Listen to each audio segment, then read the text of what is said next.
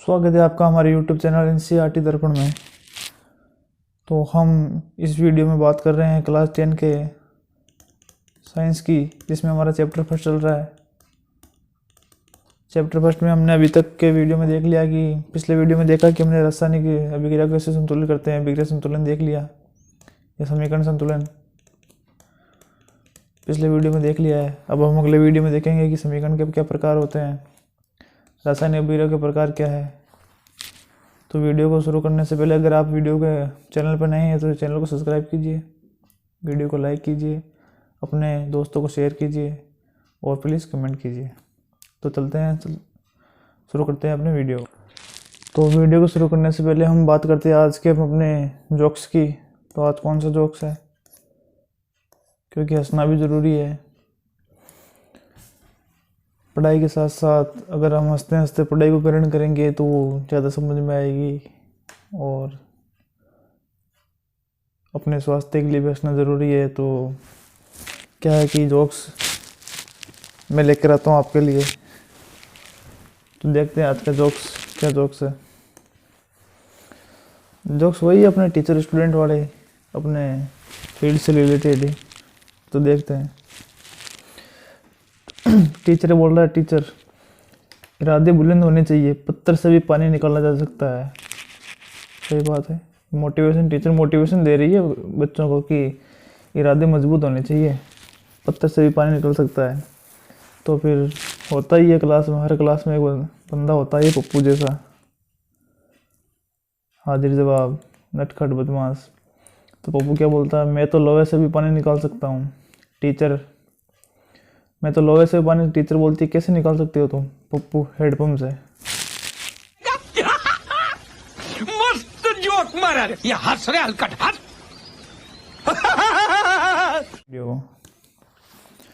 तो पिछले वीडियो में हमने देख लिया कि समीकरण संतुलन किस तरह होता है, और अब हम उसी क्या फिर हमने देख लिए थे उससे संबंधित क्वेश्चन आंसर, उस टॉपिक के सारे, उससे रिलेटेड। अब उससे आगे की हम बात कर रहे हैं, जिसमें हमने बात कर रहे हैं रासायनिक अभिक्रिया के प्रकार की। तो रासायनिक अभिक्रिया प्रकार देख लेते हैं। तो पहला प्रकार हो गया संयोजन अभिक्रिया। रासायनिक अभिक्रियाओं के प्रकार, हमें अभिक्रिया प्रकार देखने हैं। उसमें पहला प्रकार हो गया संयोजन अभिक्रिया। कौन सा हो गया पहला प्रकार? संयोजन अभिक्रिया। संयोजन का मतलब क्या होता है? संयोजन का मतलब होता है कि मिलना, मिक्स हो जाना, दो चीज़ों का आपस में मिक्स हो जाना या मिल जाना, मिल जाना। जैसे उदाहरण से समझो मैं, जैसे उदाहरण है, जैसे ये ए है, ये बी है, ये दो तत्व है, इनके बीच में अभिक्रिया हो रही है। अभिक्रिया होने के बाद जैसे अभिकारक में अभी है, अभिकारक है, तो इनका उत्पाद बनेगा। उत्पाद में ए और बी ये आपस में मिक्स हो जाएंगे। ये दोनों है ना, दोनों तत्व आपस में जुड़ जाएंगे यहाँ पर आके। इसे ही संयोजन अभिक्रिया कहते हैं। संयोजन ने दोनों आपस में मिक्स हो गए, मिल गए, ए और बी उत्पाद रूप में। यही संयोजन अभिक्रिया है। ये तो उदाहरण देख के समझाए। इसमें कोई सा भी तत्व ले सकते हैं आप, कुछ भी ले सकते हैं। अभी देखेंगे कौन से क्या तत्व आ रहा है। तो इस संयोजन अभिक्रिया से संबंधित ये क्रियाकलाप 1.4 है। तो क्रियाकलाप 1.4 देखते हैं क्या है, किस प्रकार इसमें संयोजन अभिक्रिया हो रही है, क्या रिएक्शन हो रही है, वो सब सारे देख लेते हैं। एक बीकर में थोड़ा कैल्शियम ऑक्साइड तथा बुझा हुआ चूना लेंगे।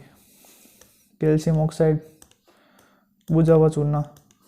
ये बुझा हुआ चूना हो गया आपके, ये रहा आपके बुझा हुआ चूना, एक्वा फॉर्म में है।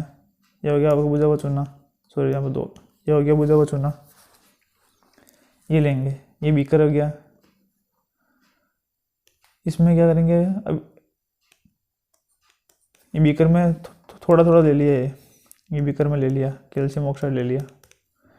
फिर उसमें धीरे धीरे इसमें जल मिलाएंगे। ये जल आ रहा है, ये जल मिला दिया इसमें। अब बीकर को स्पर्श कीजिए। अब इस बीकर को हम टच करके देखेंगे, छू के, जैसे ये टच करके देख रहा है इस बीकर को,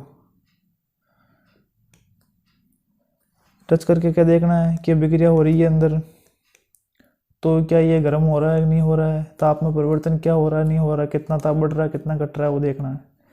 तो चलिए हम प्रयोग को शुरू करते हैं क्रियाकलाप के।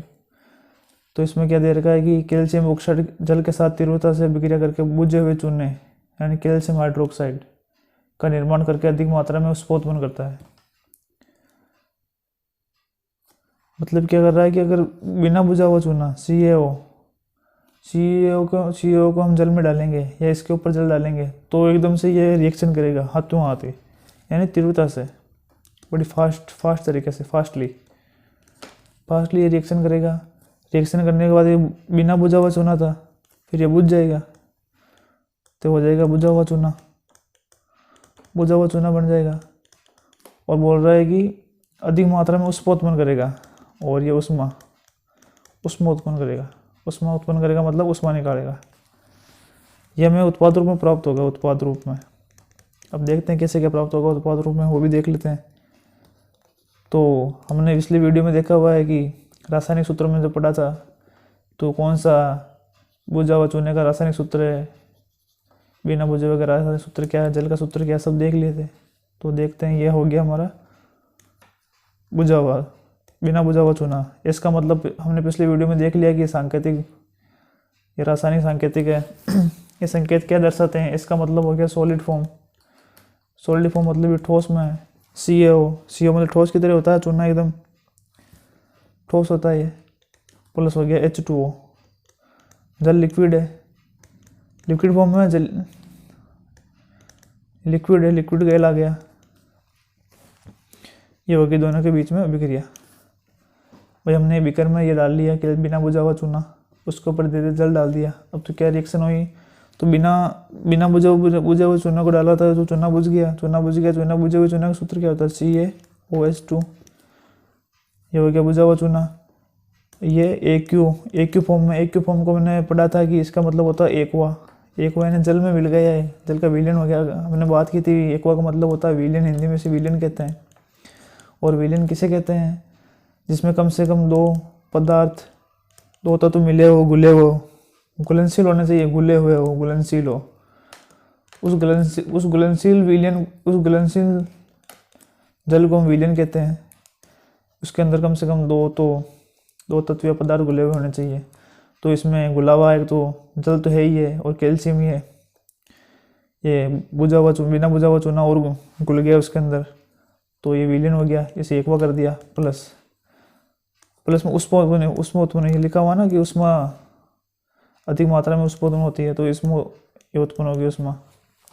ये ऊपर तीर का निशान यहाँ पर आपका दिया हुआ नहीं है, लेकिन ये थोड़ी 11-12 की बात है। बताता हूँ, छोटी सी बात है कि इसमें यहाँ ऊपर तीर का निशान कहीं लिखा हुआ जाए तो इसका मतलब उष्मा निकल रही है बाहर की तरफ, ऊपर की उड़ रही है, निकल रही है। तो इस संपूर्ण क्रियाकलाप 1.4 को हम एक बार वीडियो के माध्यम से देख लेते हैं कि वीडियो में कैसे क्या आपको जल्दी समझ में आ जाए, और मैं आपको अच्छे से समझाने की कोशिश करूँगा। तो देखते हैं वीडियो में।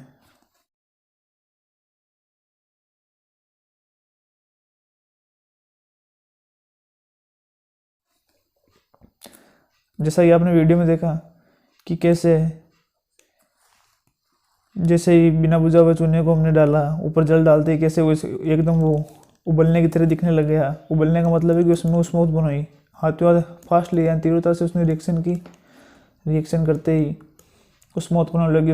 तो वो एकदम जल का विलयन एकदम उबलने लग गया, क्योंकि उष्मा उत्पन्न होती है। उष्मा का मतलब वही है, जैसे हम गैस के ऊपर पानी को या गर्म करते हैं, चाय बनाते हैं, तो चाय कैसे उबलती है, उबलने लग जाती है, एकदम उबलने क्यों लगती है, नीचे से उष्मा लग रही है। उसी प्रकार इसमें उष्मा उत्पन्न होने से वो एकदम जोर से उष्मा उत्पन्न हुई, तो वो बुलबुले के रूप में एकदम निकलने लगी बाहर उष्मा, तो एकदम उसे वो उबलने लग गया जो भी विलयन है। और हमें बिना बुझा हुआ चूना प्राप्त हुआ है और उष्मा प्राप्त हुई है। ये तो होगी हमारे वीडियो में क्रियाकलाप 1.4 की बात। अब देखते हैं आगे क्या लिखा हुआ, आगे क्या कह रहा है। इस अभिक्रिया में कैल्शियम ऑक्साइड तथा जल मिलकर एकल उत्पाद कैल्शियम हाइड्रोक्साइड बनाते हैं। सही है, ये एकल उत्पाद हो गया, ये अकेला ही बन गया, एकल उत्पाद है। उष्मा तो निकल गई, बाहर निकल गई। प्राप्त तो में ये हुआ बिना बुझा हुआ चूल्हा। इस चूने को हम क्या कहते हैं? बिना बुझे हुए चूने का रासायनिक अगर नाम पूछ ले, रासायनिक नाम क्या है? ये तो व्यापारिक नाम हो गया, बिना बुझा हुआ चूना, सॉरी बुझा हुआ चूना। इसका रासायनिक नाम हो गया कैल्शियम हाइड्रोक्साइड। कैल्शियम हाइड्रोक्साइड ऐसी अभिक्रिया जिसमें 2 या 2 से अधिक अभिकारक मिलकर एकल उत्पाद बनाते हैं उसे संयोजन अभिक्रिया कहते हैं। ये देखिए, पहले समझा दिया था कि 2 या 2 से अधिक अभिकारक मिलकर, यह अभिकारक ही है, इस तरह भेजो, यह अभिकारक अपने बात की थी, यह अभिकारक। ये 2 या 2 से अधिक होने चाहिए, 2 है, ये अभिकारक मिलकर एक उत्पाद बना रहे हैं। ये उत्पाद है इस तरफ का, एक उत्पाद बना दिया। इस उत्पाद बनने को क्या कहते हैं? ये 2 मिलकर एक हो गए, तो ये संयोजन हो गया, मिक्स हो गए, ये संयोजन अभिक्रिया हो गई।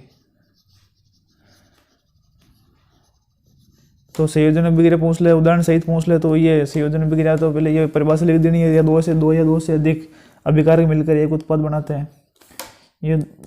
ये 2 अभिकारक है, ये मिलकर एक उत्पाद बना रहे। हमने पिछले वीडियो में बात की है कि तीर के निशान जिस दिशा में रिएक्शन हो रही है, ये होगी RHS साइड। RHS साइड में बनता है उत्पाद, ये होगी LHS साइड। LHS साइड में होता है अभिकारक। क्या होता है? अभिकारक। बात की हुई है पिछले वीडियो में। तो क्या हो गया? 2 या 2 से अधिक अभिकारक मिलकर एकल उत्पाद का निर्माण करते हैं, उसे संयोजन अभिक्रिया कहते हैं। और संयोजन अभिक्रिया लिखने के बाद ये आप क्रियाकलाप 1.4 की है।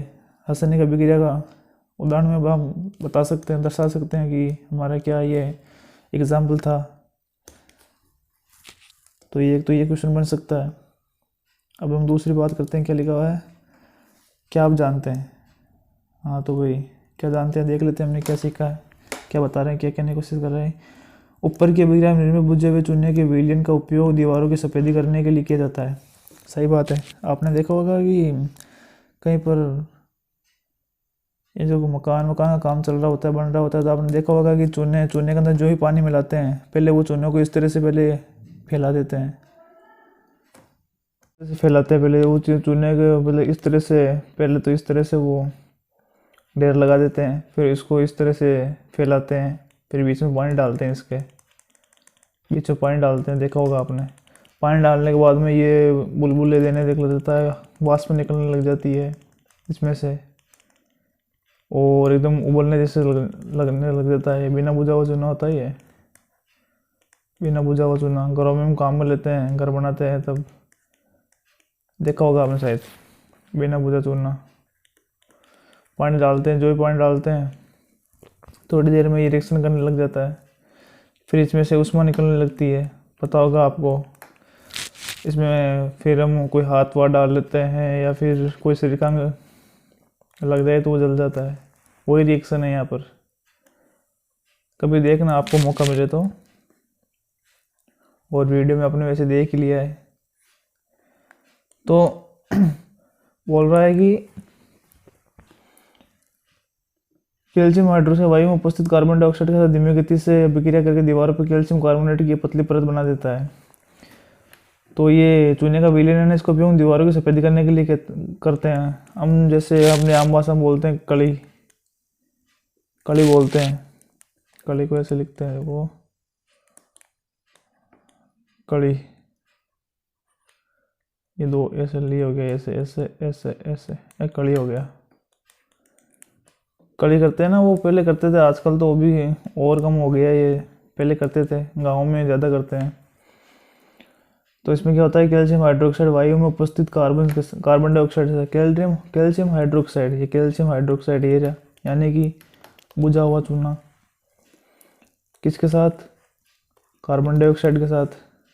ये कार्बन डाइऑक्साइड होगी अपनी, होगी कार्बन डाइऑक्साइड। लेकिन मैं थोड़ा पेन को सेट कर लूँ। यह कार्बन डाइऑक्साइड के साथ क्या करता है? अभिक्रिया करता है। ये अभिक्रिया हो गई, फिर क्या बनाता है? साथ धीमी गति से अभिक्रिया करके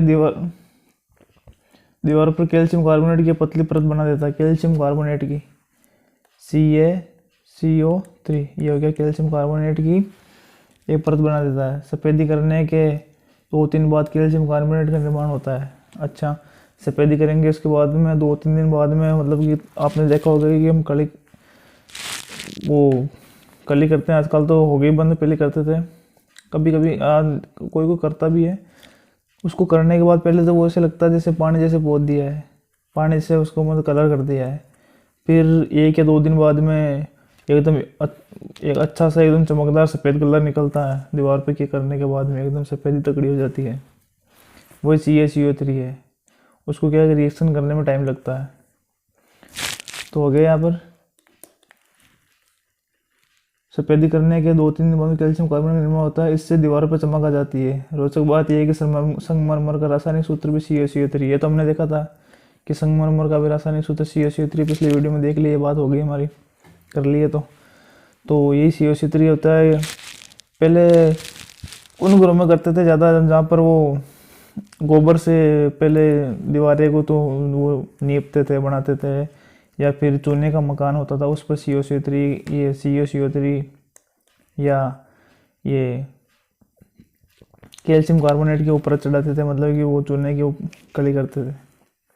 आजकल भी कम होता, आजकल तो पुट्टी वुट्टी वाला सिस्टम आ गया, तो ये चीज़ें कम भी देखने को मिलती है।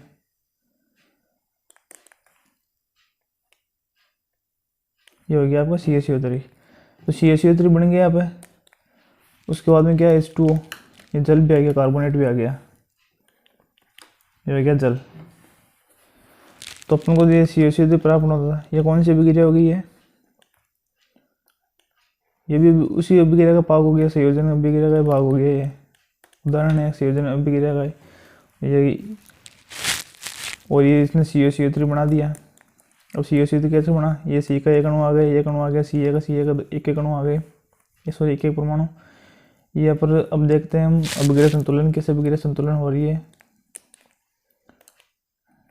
एक बार इसको पूरा वापस कर लेते हैं ढंग से। वैसे समझ में तो आ गया ना ये कि कैसे CaCO3 बना, कैसे क्या नहीं बना।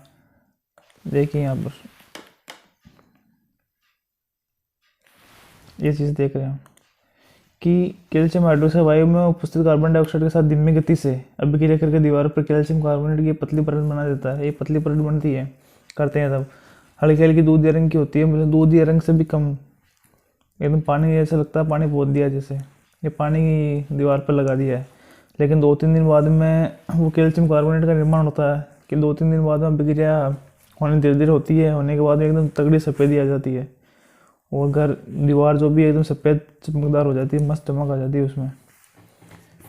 तो यही कैल्शियम कार्बोनेट होता है। और कैल्शियम कार्बोनेट का आपको पता ही है सूत्र CaCO3 होता है, वो संगमरमर का होता है।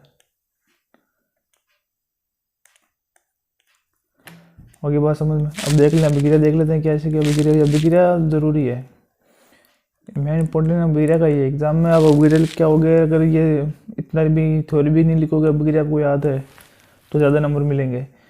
और अगर आपको थ्योरी याद है, ये वाला ये याद है, अभिक्रिया याद नहीं है, तो नंबर आपको बहुत ही कम मिलेंगे। तो अपन को अभिक्रिया पर ध्यान देना है, पूरा फोकस अभिक्रिया पर ही है। तो अभिक्रिया क्या है कि बोल रहा है कि ये कैल्शियम हाइड्रोक्साइड, कैल्शियम ये रासायनिक सूत्र है, रासायनिक नाम है, इसका रासायनिक सूत्र क्या होगा तो इसका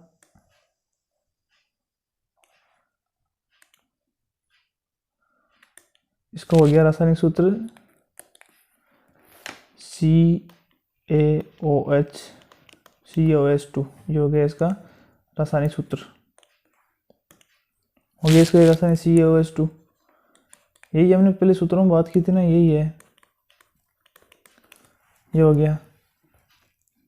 फिर बात होगी हमारी CO2 की, क्योंकि ये बोल रहा है, क्या बोल रहा है, ये कार्बन डाइऑक्साइड के साथ धीमी गति से अभिक्रिया करता है। ये अभिक्रिया हो गई धीमी गति से, ये स्लो अभिक्रिया हो रही है, स्लो।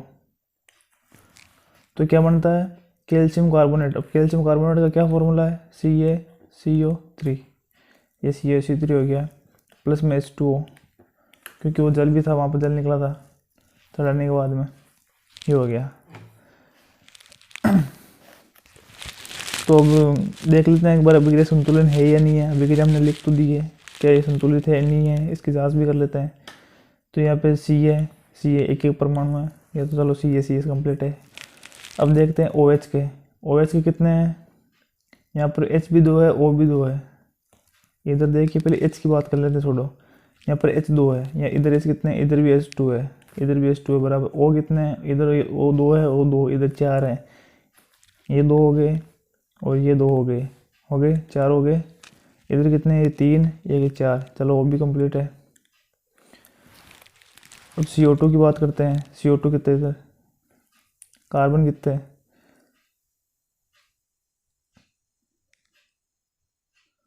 कार्बन कितने, कार्बन इधर 1 है, इधर भी कार्बन 1 है। तो ये कंप्लीट और अभिक्रिया संतुलित है। अब इसकी बात कर लेते हैं वो रासायनिक संकेतों की, कि अभिक्रिया में कौन सा क्या संकेत लगेगा, कौन सा जो तत्व है या कौन सा जो रासायनिक सूत्र है वो किस फॉर्म में है, लिक्विड फॉर्म में है, सॉलिड फॉर्म में है, या फिर एक्वा फॉर्म में है, गैस फॉर्म में है। इसकी बात कर लेते हैं। तो ये ये हमारा ये क्या हो गया, ये कैल्शियम हाइड्रोक्साइड। ये किसी कैल्शियम हाइड्रोक्साइड कैसे बना, कि जब हमने बिना बुझे हुए चूने को पानी में मिलाया, मतलब कि विलेन बनाया, तो विलेन को क्या कहते हैं, एक्वा। तो ये हो गया एक्वा, ये हो गया। CO2 क्या, CO2 गैस है, कार्बन डाइऑक्साइड गैस है, तो इसका जी हो गया। ये हो गया CaCO3 यानी कैल्शियम कार्बोनेट। जब वो जो हम देखते होंगे कि हमने देखा होगा, या फिर बता दें कि जब जैसे ही चूने में हम पानी मिलाते हैं उसको छोड़ देते हैं, आपने देखा होगा कि मकान का काम चलता है या फिर कहीं पर भी ये काम हो रहा है ऐसा, तो वो चूने को मिला मिला के बाहर निकालते हैं। फिर वो चूने की ढेरी बना देते हैं, वो ढेरी सूख भी जाती है, पत्थर की तरह हो जाती है। या फिर हम ये वो एग्जाम्पल लेते हैं नॉर्मल सा, कि वो कली करते हैं या दीवारों पर कली करते हैं, तब उसको 1-2 दिन के लिए छोड़ देते हैं उस कली को, जैसे तो वो जम जाती है, सॉलिड हो जाती है, हो जाते हैं ना, वो एकदम सफ़ेद सफ़ेद पत्थर बन जाती है, तो सॉलिड हो जाती है, ठोस हो जाती है। ये तो ये हो गया सॉलिड फॉर्म। सॉलिड बोले तो एस, ठोस फॉर्म। और H2O, ये तो आपको पता ही है, लिक्विड है, पानी है, तो हो गया लिक्विड। चलिए चलते हैं अगले टॉपिक की तरफ।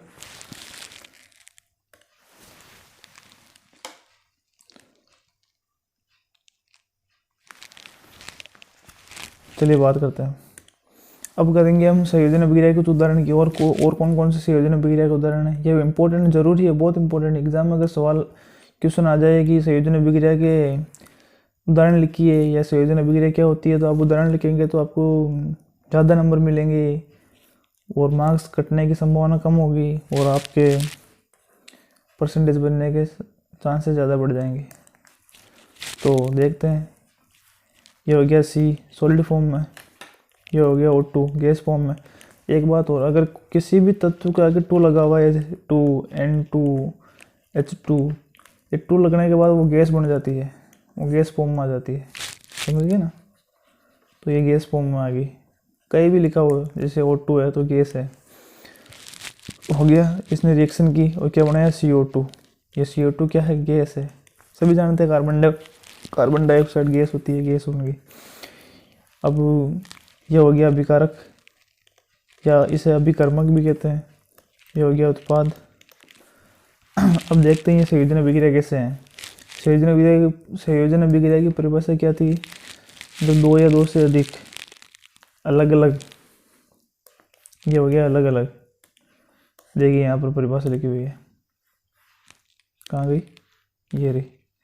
जब 2 या 2 से अधिक अभिकारक मिलकर एकल उत्पाद का निर्माण करते हैं, यानी कि अलग अलग है ये अभिकारक है। 2 या 2 से अधिक मतलब 2 तो कम से कम 2 तो होने चाहिए, ये कम से कम 2 है, इससे अधिक को भी चलेंगे। अलग 2 या 2 से अधिक अभिकारक, ये अभिकारक है, ये अलग अलग है, मिलकर एकल उत्पाद बनाते हैं। ये एकल उत्पाद बना दिया इन्होंने, क्या बनाया, एकल उत्पाद, उसे संयोजन अभिक्रिया कहते हैं। एकल उत्पाद, ये दोनों है ना अलग अलग थे यहाँ पर, तो और ये इधर आकर मिक्स हो गई, एक हो गई, तो ये संयोजन अभिक्रिया हो गई। बस पता करने का तरीका यही है, बस आपको ये बात रखनी है कि इधर 2 अलग अलग थे, इन दोनों के बीच में दुश्मनी थी, इधर दोस्ती हो गई, दोस्ती हो गई तो ये दोनों एक हो गई, एक हो गई तो संयोजन हो गया इनका, यानी कि इन्होंने दोनों ने आपस में हाथ मिला लिया, हाथ मिला लिया मतलब मिक्स हो गए। दुश्मन थे इधर, दुश्मन थे, फिर इधर ये दोस्ती हो गई, ये होगी अपनी, इसे कोयले का दहन कहते हैं, ये कोयले का दहन अभी क्रिया है।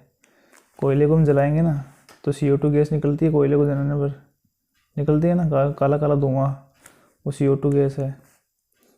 तो और कोयला होता है कार्बन, कोयले में क्या होती है, कार्बन होती है काली काली, ऊपर कोयला काला होता है, तो काली कार्बन हो गई। और कोयला जलता कैसे, ऑक्सीजन में जलता है, कोयला हवा में जलता है, हवा में ऑक्सीजन होती है, ये ऑक्सीजन के साथ जल गया तो क्या बना है, CO2, क्या गैस, कौन सी गैस निकली, CO2 गैस निकली। समझ रहे हो ना, ये कोयला है, कोयला कार्बन का होता है, कोयले में पूरी कार्बन भरी होती है, तो ये कार्बन हो गई C। ऑक्सीजन के साथ जलता है कोयला, ये O2 गैस, O2 गैस में जलता है, अगर O2 गैस नहीं होगी तो कोई चीज़ जलेगी नहीं, तो O2, ये बिखरी होगी CO2 गैस बाहर निकालता है कोयला जब जलता है, तो ये होगी बात। अब दूसरी बिक्रिया देखते हैं, H2 गैस है या A2 लगा हुआ गैस होगी, O2 गैस से जल का निर्माण, H2 गैस और O2 गैस से जल का निर्माण कैसे होता है, ये H2 गैस हो गई प्लस ये O2 गैस हो गई, क्या क्या बनेगा, 2H2 बन जाएगा। ये हो गया H2 का सूत्र क्या होता है, पानी, जल का होता है, और जल के कितने अणु हैं, जल के 2 अणु मिले हुए हैं, ये 2, यहाँ 2 गुना जल बना रहा है, ये बिक्री हो गई। अभी इस बिक्रिया का हम एक बार देख लेते हैं कि संतुलन है या नहीं है, संतुलित है या नहीं बिक्रिया। बिक्रिया संतुलन की क्या देखते हैं पहले, इधर H कितने हैं, इधर H 2 है, इधर कितने हैं, 4 है, तो इधर H 4 है ना, 2 दूनी 4, ये 4 हो गए, इधर H 4, अब क्या करें संतुलन के लिए, इधर 2 है, इधर 4 है, इधर 2 है, तो क्या करें भाई, इसको 4 बना दे, कम तो हो नहीं सकता, ये तो है नहीं कि इस वाले कम कर दें, कम तो होगा नहीं, जो कम है वो ज़्यादा हो सकता है, लेकिन जो ज़्यादा वो कम नहीं होगा, तो इधर 4 है, ज़्यादा है, ये तो कम होंगे नहीं, ये कम है 2 है, तो इसको ज़्यादा कर सकते हैं हम, तो इसको ज़्यादा करने के लिए क्या पड़ेगा, 2 से गुणा कर दें, तो ये इसका आगे 2 लगा दिया, 2 लगा दिया, तो इधर हो गए 2 दूनी, ये 4 हो गए, ये भी 4, चलो H तो कंप्लीट हुआ, संतुलित हुआ। ऑक्सीजन के इधर 2 अणु है, इधर कितने हैं, इधर भी है 2 अणु है, ऑक्सीजन भी संतुलित है, तो ये बिक्रिया संतुलित हो गई, क्योंकि सारे तत्व संतुलित हो गए, तो बिक्रिया भी संतुलित हो गई। ये देखिए, और ये तो आपको पता ही है, 2 लगा हुआ है, इसके बाद में 2 लगा हुआ है, O के बाद में 2 लगा हुआ है, फिर से H2 है, तो आपको पता ही है लिक्विड फॉर्म में जल है, तो ये तो जल हो गया। ये 2 लगा हुआ है, ये गैस फॉर्म है, ये भी गैस में फॉर्म है ना, रूप में, फॉर्म का मतलब रूप होता है। चलिए बात करते हैं अगली बात क्या है, जब 2 या 2 से अधिक पदार्थ संयोग करके एकल उत्पाद का निर्माण करते हैं, उस बिक्रिया को संयोजन बिक्रिया कहते हैं। ये संयोजन बिक्रिया देख ली, ये दूसरी परिभाषा आ गई, यहाँ पे 2 परिभाषा है, दोनों सेम ही है, मतलब सेम ही निकल रहा है। आपको कौन सी याद हो रही है, आपको कौन सी अच्छी है, और ज़रूरी नहीं है कि जो किताब में लिखी हो कि वो याद करो आप, ये भी कोई ज़रूरी नहीं है। अब आप कैसे समझ रहे हैं, कैसे क्या कर रहा है, वही आप बिक्रिया है, वही आप लिख सकते हैं।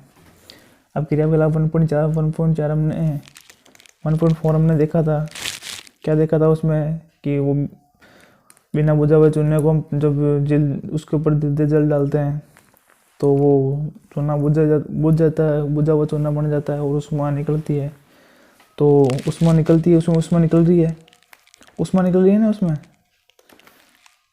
देखिए ये रही, कहाँ गया, ये रही, ये इसमें उष्मा निकल रही है, ये रही उष्मा निकल रही है इसमें, देखो ये बिना बुझा हुआ चूना था, पानी में डाल दिया, बुझ गया, बुझने के साथ साथ इसमें उष्मा भी निकली, गर्म होकर एकदम वो बुलबुलों के रूप में निकले ना, वो पानी उबलने लग गया, तो वही उष्मा, जिस अभिक्रिया में उष्मा निकलती है उसे उष्मा सेपी, थोड़ा लिखने में एक में तो राइटिंग, क्या कहते हैं उसे, उष्मा सेपी अभिक्रिया कहते हैं, उष्मा सेपी, ये हो गया उष्मा सेपी अभिक्रिया कहते हैं, ये होगी उष्मा सेपी अभिक्रिया। अब आपकी एक बार एक्चुअल अभिक्रिया देख लेते हैं। जिन अभिक्रियाओं में उत्पाद के निर्माण के साथ साथ उष्मा भी उत्पन्न होती है, उत्पाद ही निकला था यहाँ पे, ये रहा उत्पाद, ये उत्पाद ही है, ये RHS साइड उत्पाद होती है, और LHS साइड अभिकारक या अभिकर्मक होती है, या अभिकारक हो गई। तो ये क्या बोल रहा है, उत्पाद के निर्माण के साथ साथ, ये उत्पाद का निर्माण कर दिया। क्या इसने उत्पाद क्या बनाया था यहाँ पर, वहाँ पर क्या बनाया था, बुझा हुआ चूना, बुझा हुआ चूना उत्पाद बनाया था यहाँ पर। यह रहा उत्पाद रूप में, इसने यहाँ पे उत्पाद रूप में क्या बना दिया था, बुझा हुआ चूना। उत्पाद के साथ साथ उष्मा निकलती है, उष्मा भी निकल गई उत्पाद के साथ प्लस में। तो कौन सी अभिक्रिया हो गई है, उष्मा सेपी अभिक्रिया हो गई है। बस नॉर्मल सा कॉन्सेप्ट है, कोई ज़्यादा बड़ी बात है नहीं। और यहाँ पे अलग उदाहरण दे दिया, वो उदाहरण हो गया एक तो वो 1.4 में आपका था क्रियाकलाप में, वो रिएक्शन थी बुझा हुआ चूना की बिना बुझा हुआ चूना की। दूसरी अभिक्रिया यहाँ पे और हो गई, यहाँ पे CH4 हो गया, CH4 के साथ O2 गैस हो गई। जब O2 गैस की अभिक्रिया हुई तो CO2 गैस निकली बाहर, जल निकला बाहर, जल के साथ साथ ऊर्जा बाहर निकली, ये ऊर्जा बाहर निकली, ये हो गई अभिक्रिया। इसे कहते हैं प्राकृतिक गैस का देन। प्राकृतिक गैस कौन सी होगी, CH4, मीथेन हो गई, समझे, मीथेन गैस हो गई। ये अभिक्रिया होगी, आप इसे देखो CH4 होगी, CH4 के साथ साथ हमने यहाँ पर ऑक्सीजन। CH4 देन कैसे होता है CH4 का, कोई भी अगर गैस का देन हो रहा है तो ऑक्सीजन के साथ ही होगा, क्योंकि ऑक्सीजन नहीं होगी तो कोई चीज़ जलेगी नहीं, कोई भी चीज़ नहीं जलेगी। अगर निर्वात यंत्र जैसे कि जहाँ पर ऑक्सीजन है ही नहीं, जहाँ ऑक्सीजन नहीं है वहाँ पर कोई चीज़ जलेगी भी नहीं। तो CH4 का देन के बाद, तो देन का मतलब होता है जलाना। तो प्राकृतिक गैस है CH4, प्रकृति से प्राप्त होती है हमें। तो इस CH4 को जलाने के लिए ऑक्सीजन से इसे क्रिया करनी पड़ेगी। ऑक्सीजन आ गया, ऑक्सीजन से जैसे क्रिया की तो CO2 गैस निकली। मीथेन गैस को भी हम देन करते हैं तो इसमें कार्बन डाइऑक्साइड छोड़ती है, और इसने जल बना दिया, क्योंकि भाप भी निकली है। भाप के क्यों ऑक्सीजन के साथ CH4 क्रिया करती है तो भाप भी निकालती है, तो भाप का वो यह हो गया, भाप वाला जल हो गया। गैस फॉर्म में ना H2O, अब आपको पता है कि H2O तो जल होता है, जल के लिए L आता है, लेकिन यहाँ पे G लगा हुआ है। और हमने पिछले वीडियो में बात की है कि G क्यों लिखता है, क्योंकि ये भाप फॉर्म में या वाष्प फॉर्म में, ये जल है ना, वाष्प के रूप में निकला है। वाष्प आप जानते हैं, ये वाष्प कैसे होती है, बूंद। जैसे हम दूध को गर्म करते हैं, पानी गर्म करते हैं, उसके ऊपर ढक्कन लगा दीजिए आप। जब उस ढक्कन को आप हटाएंगे तो उस प्लेट के ऊपर नीचे की तरफ में वो पानी की बूंदें जम जाएगी। वो बूंदें कहाँ से आई, हम तो दूध गर्म कर रहे हैं, पानी कहाँ से आया, पानी वहाँ से आया, भाप बनी, दूध में से जो पानी था वो भाप के रूप में निकला है और यहाँ पर जमा हो गया है। तो उस पानी को हम H2O को हम लिक्विड में लिख कर गैस लिखते हैं, क्योंकि वो गैस फॉर्म में निकला है बाहर, भाप तो गैस फॉर्म में होती है, तो वो गैस निकला है। ये बात हो गई। और ये ऊर्जा मुक्त करता है, ऊर्जा मुक्त होगी क्योंकि वो गर्मी निकलेगी उससे। जैसे हम दूध को गर्म करते हैं, हम दूध का उदाहरण ले लें, तो दूध जब गर्म होता है तो दूध के ऊपर आप दूध के अंदर नहीं, दूध के ऊपर हाथ रखिए हल्का हल्का सा, आपको गर्मी महसूस होगी। तो दूध में से वो जो वाष्प निकल रही है वो गर्म होती है ना, तो वो ऊर्जा होती है, उष्मा होती है। चलिए अब दूसरा बात करते हैं। अब एक ये हमारे शरीर से रिलेटेड हो गई, ये बात आएगी अब कि जीवित रहने के लिए ये तो एक तो बात होगी प्राकृतिक देन की गैस की, कौन सी उष्मा सेपी अभिक्रिया में, एक तो ये हो गई। इससे पहले हम और लेते हैं, कौन सी हो गई, क्रियाकलाप 1.4 वाली वो अभिक्रिया कि चूने, ये चूना हो गया, चूने की इसके साथ अभिक्रिया करी हमने, ये जल के साथ धीरे धीरे जल डाला, ये अभिक्रिया सेम वहाँ पर आ जाएगी वापस, क्योंकि ये भी एक उष्मा सेपी अभिक्रिया, क्योंकि उष्मा निकल रही है, जिससे उष्मा निकल रही है उष्मा सेपी अभिक्रिया होगी। तो इस अभिक्रिया को यहाँ पर भी लिख सकते हैं, ये हो जाएगी वो अभिक्रिया। तो दो अभिक्रिया जैसे होगी। तीसरी अभिक्रिया क्या है कि उष्मा सेपी श्वसन एक उष्मा सेपी अभिक्रिया है। श्वसन है नहीं, जो हम सांस लेते हैं, वो भी एक उष्मा सेपी अभिक्रिया है। हमारा जो शरीर में हम जो खाते हैं, खाने के बाद में हमारे शरीर में तो ताकत आती है, तो वो भी एक उष्मा सेपी अभिक्रिया है, क्योंकि हम खाएंगे नहीं तो हमारा शरीर काम नहीं करेगा। हम खाते हैं, हमारा शरीर काम करने लग जाता है। काम कैसे करता है कि ऊर्जा मिलती है भोजन से ऊर्जा मिलते ही ऊर्जा प्राप्त हो रही है, हमें ऊर्जा प्राप्त हो रही थी, उसमें से अभिक्रिया है। अब कैसे क्या मिलती है वो देखते हैं।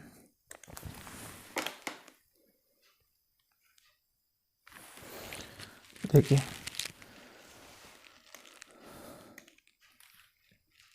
हम सभी जानते हैं कि जीवित रहने के लिए हमें ऊर्जा की आवश्यकता होती है।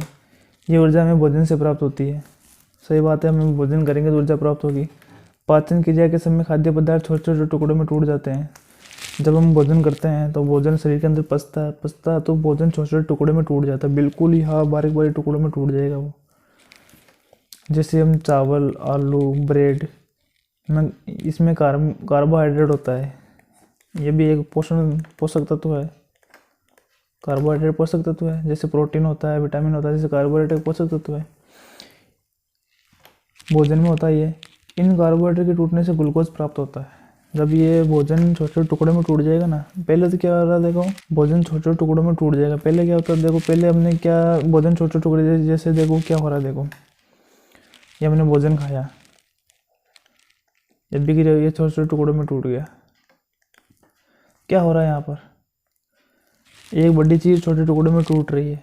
क्या मतलब क्या हो रहा है, इसका मतलब विखंडन हो रहा है, विखंडन हो रहा है, टूट रही है। और इसमें क्या हो रहा था, संयोजन अभिक्रिया में क्या हो रहा था, छोटे छोटे टुकड़े मिलकर एक बड़ा टुकड़ा बन रहा था कि नहीं बन रहा था। देखिए ये रही संयोजन अभिक्रिया, ये दो टुकड़े थे, ये दो टुकड़े मिलकर एक बड़ा टुकड़ा बन गया, इसका मतलब ये संयोजन अभिक्रिया थी। और यहाँ क्या बोल रहा है, यहाँ बोल रहा है कि छोटे छोटे टुकड़े में टूट जाता है। ये हमने बड़ा टुकड़ा खाया, छोटे छोटे टुकड़े में टूट गया, मतलब ये क्या हो रहा है, उल्टा हो रहा है संयोजन का उल्टा विखंडन हो रहा है। तो ये विखंडन अभिक्रिया होगी। अब देखते हैं कैसे क्या होगी। तो हमें क्या पता, ग्लूकोज प्राप्त होता है। हम अगर आप हमारे साथ पहले से जुड़े हुए तो हमने क्लास पहली या दूसरे में हमने देखा था, ग्लूकोज का फॉर्मूला देखा था। जिनको याद है वो तो भी आगे होगा उनके दिमाग में फॉर्मूला, जिनको नहीं याद है अब उनकी दिक्कत हो रही है। तो आप कभी भी क्लास बीच में से स्टार्ट नहीं करें। जो भी कोई नया आ रहा है पैराशूट लैंडिंग वाला, तो डायरेक्ट सीधा पैराशूट लैंडिंग करके सीधा बीच में कूद रहा है, तो ऐसा काम नहीं करना हमको। अगर आप लेट चालू कर रही है आपने क्लास लेना, तो सबसे पहले पहली क्लास लीजिए, धीरे धीरे आगे बढ़िए, बीच में नहीं आना। तो ग्लूकोज प्राप्त होता है। ये ग्लूकोज हमारे शरीर की कोशिकाओं के लिए क्या होता है, फायदेमंद होता है, फायदेमंद होता है। अब देखते हैं यह क्या, ग्लूकोज हमारी कोशिकाओं के लिए उपस्थित ऑक्सीजन से मिलकर हमें ऊर्जा प्रदान करता है। सही बात है, कोशिका के साथ मिलकर ये ग्लूकोज हमारी कोशिका में जाएगा। जैसे पानी पेड़ों की जड़ों में जाता है, ये पेड़ है, इसकी जड़ में पानी जाता है, उसी प्रकार हमारे शरीर में कोशिकाएं होती है। ऐसी कोशिकाएं होती है पतली, बिल्कुल बारीक बारीक सी, ये ग्लूकोज उनमें जाएगा तो कोशिका एक्टिव होगी, उनको ताकत मिलेगी, तो वो काम करना स्टार्ट कर देगी, तो काम करेगी। तो ताकत कैसे मिलती है, वो ताकत ही ऊर्जा है। हम ताकत की बात करते हैं ना, ताकत ही ऊर्जा है, क्या है, ऊर्जा है। तो इस अभिक्रिया का विशेष नाम श्वसन है, जिसका अध्ययन क्लास 7 में पढ़ वो अलग बात है।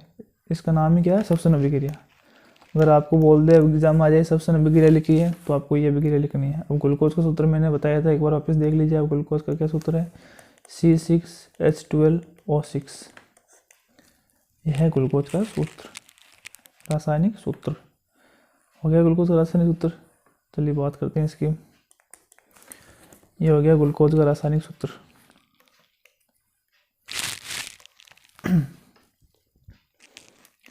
अब मैंने पहले बात की थी, एक बड़ा टुकड़ा है, फिर वो अभिक्रिया करके छोटे छोटे टुकड़ों में टूटेगा। ये देखिए ये एक बड़ा टुकड़ा है, ये अभिक्रिया करने के बाद इसमें टूटा, छोटे छोटे टुकड़े में टूटा, फिर ऊर्जा में टूटा। चलिए बात करते हैं। तो ये हो गया अपना ग्लूकोज का सूत्र, क्या हो गया, C6H12O6। जलीय विलयन में क्यों है, क्योंकि हम भोजन करते हैं तो हमारे शरीर में कुछ पाचक रस होते हैं, कुछ जैसे कि वो अम्लीय पदार्थ होते हैं। किस फॉर्म में होते हैं, जलीय फॉर्म में होते हैं, विलयन फॉर्म में होते हैं। और हम भोजन करने के बाद जल भी ग्रहण करते हैं, तो भोजन जल के साथ मिक्स में होता है। तो इसलिए वो एक्वा फॉर्म में यानी कि विलियन फॉर्म में है। जल वो भोजन अकेला नहीं, वो पानी के साथ है या लिक्विड एसिड के साथ है, क्योंकि पेट के हमारे अंदर एसिड भी होता है, तो उसके अंदर जाके टूटता है वो। फिर ये हो गया ऑक्सीजन गैस, क्योंकि हम श्वसन क्रिया करते हैं तो श्वसन में क्या लेते हैं हम, कार्बन डाइऑक्साइड छोड़ते हैं, ऑक्सीजन लेते हैं, तो ऑक्सीजन के साथ में हो गया। ऑक्सीजन भी क्या है, जल में घुली हुई है, जल में मिली हुई है, ये भी जलीय विलीन हो गई, एक्वा फॉर्म में हो गई ये भी, क्योंकि जल में ऑक्सीजन होती है ना, H2O, जल का सूत्र है, ये ऑक्सीजन आ गई, हो गया ऑक्सीजन फॉर्म में बन गई। अब कुछ बच्चे सोच रहे हैं कि सर H2 है, ऑक्सीजन आ गई तो ऐसे हाइड्रोजन का आगे, हाइड्रोजन तो ऑलरेडी आई हुई है ना यहाँ पर, ये देखो ये हाइड्रोजन आई हुई है यहाँ पर। चलिए अब क्या बनता है देखते हैं। तो ये कैसे टूटेगी, ये 6CO2 कार्बन डाइऑक्साइड में टूट गई, ये भी जलीय विलीन में टूटेगी, क्योंकि इसमें जलीय विलीन क्यों होगा। अब आप बोलोगे सर इसमें गैस क्यों नहीं है, ये गैस क्यों नहीं बनी, क्योंकि आपने तो पिछले बार बताया था कि CO2 मतलब गैस होती है। इस बार गैस में नहीं टूटेगी, क्योंकि हमारे शरीर के अंदर अभिक्रिया हो रही है और ना कि गैस निकल रही है, गैस निकल नहीं रही है, बल्कि ये भोजन के साथ ही मिक्स में है। ये CO2 ये विलीन में मिला हुआ है, जल में मिला हुआ है, भोजन में मिला हुआ है, हमारे साथ घुली हुई है ये CO2 गैस, इसलिए ये एक्वा फॉर्म में है, जलीय फॉर्म में है, प्लस 6H2O। और ये पानी अलग शरीर के अंदर, ये लिक्विड फॉर्म में, प्लस में इस भोजन करने के बाद में हमारे शरीर में ताकत है, काम करने लग गई, तो ये ऊर्जा निकली बाहर, ये ऊर्जा बाहर, तो ये ऊर्जा बाहर रह गई थी, ये ऊष्माक्षेपी अभिक्रिया हो गई। कौन सी अभिक्रिया हो गई, ऊष्माक्षेपी की अभिक्रिया का नाम आ रहा है, ऊष्माक्षेपी की अभिक्रिया हो गई। आया समझ में इतनी बात कि ग्लूकोज का विघटन हो रहा है। ग्लूकोज का विघटन किसमें किसमें हो रहा है, एक तो CO2 में हो रहा है, एक जल में हो रहा है, और एक ऊर्जा निकल रही है। ये देखिए ये CO2 है, नहीं सॉरी ग्लूकोज है। ग्लूकोज में इतना आपको इतना याद रखना, देखो ऐसे याद रखोगे ना आप मुंह पर मुंह जमानी तो जल्दी याद होगा। मतलब कि आपको कैसे याद रखना है, शॉर्ट ट्रिक क्या है, ग्लूकोज है, ग्लूकोज किस में टूट रहा है, ग्लूकोज टूट रहा है अपने एक तो कार्बन डाइऑक्साइड में, एक जल में, एक ऊर्जा में, बस इतना याद रखना है। फिर आपके दिमाग में अभिक्रिया अपने आप आ जाएगी। किस में टूट रहा है, एक टूट रहा है ग्लूकोज, ये ग्लूकोज टूट रहा है एक तो कार्बन डाइऑक्साइड में, एक जल में और एक ऊर्जा में, बस इतना याद रखना है। अब अभिक्रिया संतुलन देख लेते हैं। अभिक्रिया संतुलन में क्या है, इधर कार्बन के 6 अणु हैं, इधर कितने हैं कार्बन के, कार्बन के इधर भी 6 अणु है, ये आगे 6 अणु, 6 लगा हुआ है आगे, 6 अणु हो गए। इधर हाइड्रोजन के 12 अणु है, इधर हाइड्रोजन के 12, इधर भी 6 दूनी 12, ये 12 हाइड्रोजन के हो गए। इधर ऑक्सीजन के कितने हैं, 6 तो ये हो गए, और 6 ये हो गए, और 12 ये हो गए, मतलब 18 है। इधर कितने हैं, 6 दूनी 12 तो ये हो गए, और 6 ये हो गए, ये भी 18 हो गए, तो ये अभिक्रिया संतुलित हो गई। चलिए अगली बात करते हैं।